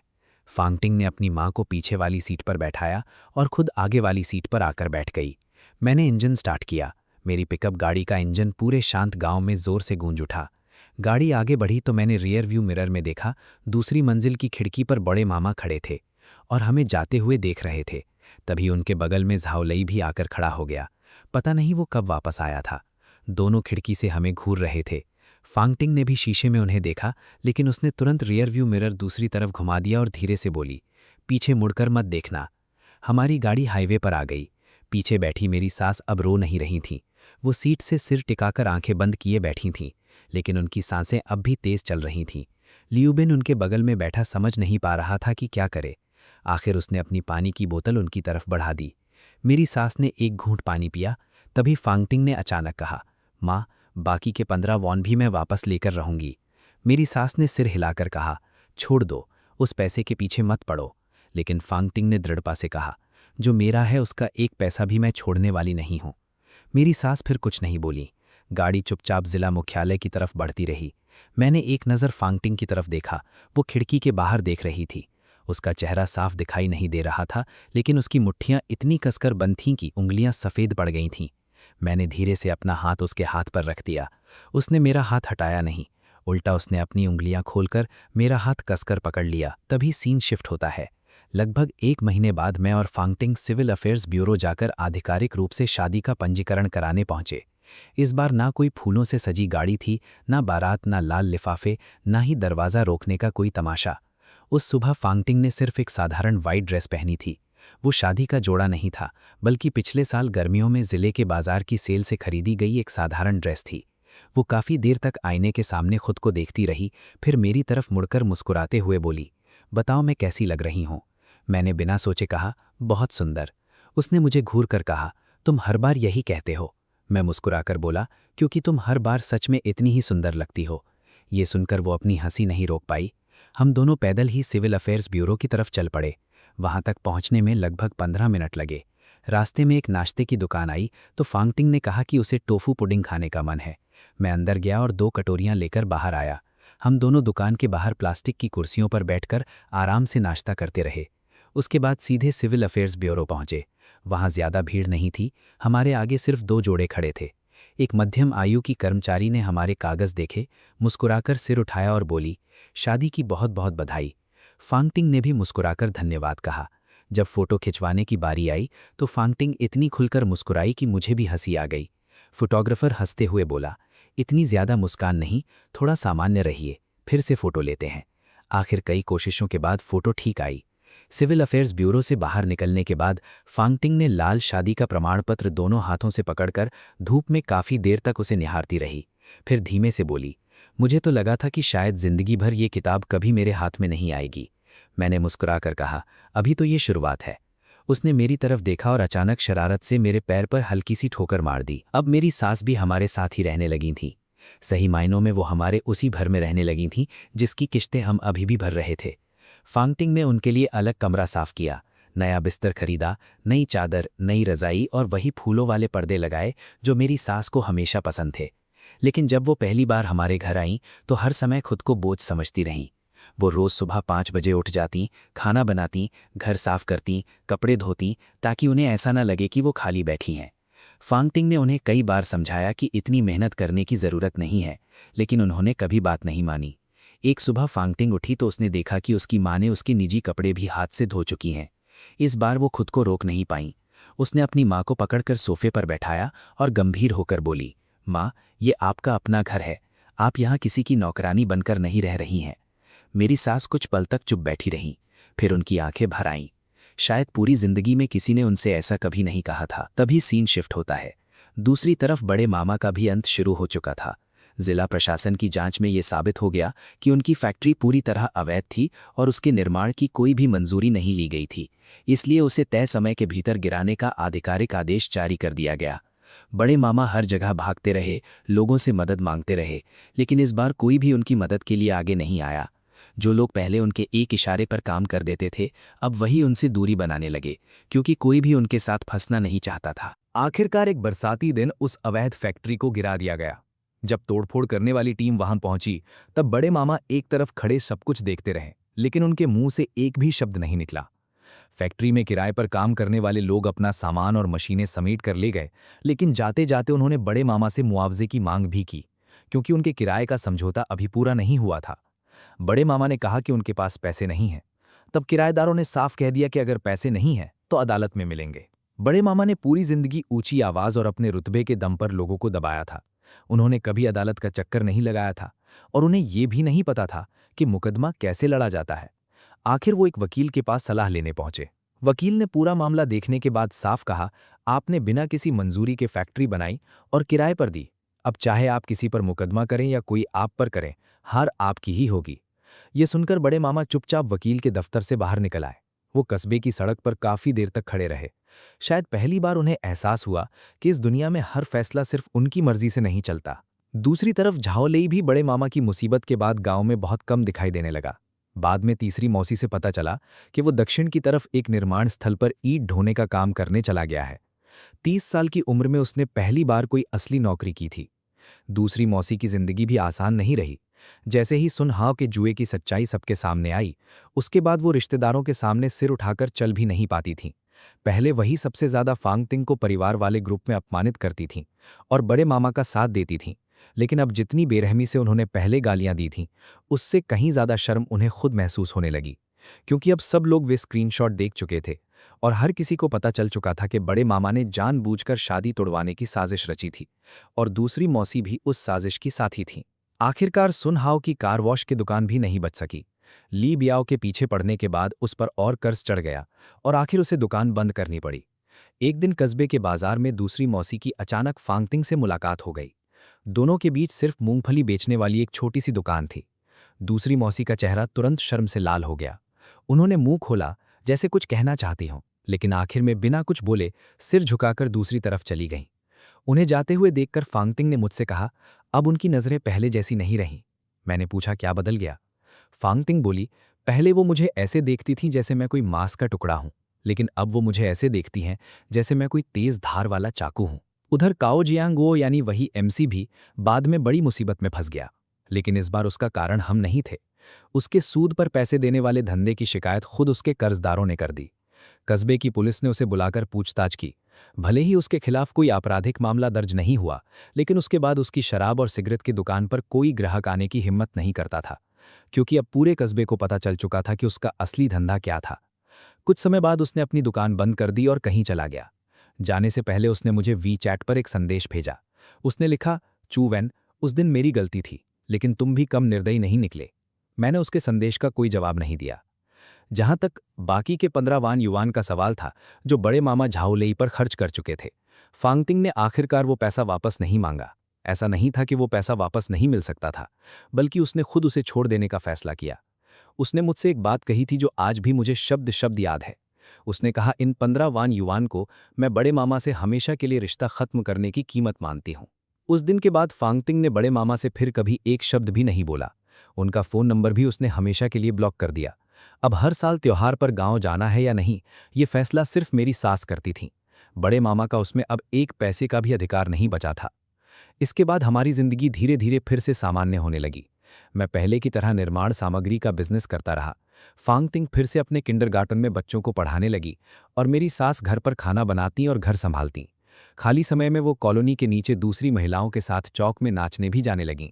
जिस दिन हमने शादी का पंजीकरण कराया था, उस दिन की तस्वीर फांगटिंग ने निकलवाकर बैठक में टेलीविजन के पास रख दी। उस तस्वीर में हम दोनों बहुत भोले लग रहे थे। खासकर फांगटिंग इतनी जोर से हंस रही थी कि उसकी आंखें एक पतली सी रेखा बन गई थीं। एक रात खाना खाने के बाद जब फांगटिंग बर्तन साफ कर रही थी, तब उसने अचानक मुझसे पूछा, क्या तुम्हें पता है जिस दिन बड़े मामा ने मुझे कमरे में बंद कर दिया था, उस समय मुझे सबसे ज्यादा किस बात का डर लग रहा था? मैंने पूछा, किस बात का? वो बोली, मुझे इस बात का डर नहीं था कि मैं कमरे से बाहर नहीं निकल पाऊंगी। मुझे सबसे ज्यादा डर इस बात का था कि अगर तुम सच में चले गए तो फिर कभी वापस नहीं आओगे। मैंने अपना मोबाइल नीचे रख दिया। उसने मेरी तरफ देखकर हल्की सी मुस्कान दी और बोली, अच्छा हुआ तुम वापस आ गए। मैं हंसकर बोला, अगर मैं वापस नहीं आता तो अपनी पत्नी से शादी कैसे करता? ये सुनकर उसने बर्तन पूछने वाला कपड़ा उठाकर हल्के से मुझे मारा और फिर मुस्कुराते हुए बोली, भविष्य में जब हमारे बच्चे की शादी होगी, अगर कोई भी दरवाज़ा रोककर पैसे मांगने की कोशिश करेगा तो सबसे पहले मैं खुद बाहर निकलकर उसकी ऐसी डांट लगाऊंगी कि वो जिंदगी भर याद रखेगा।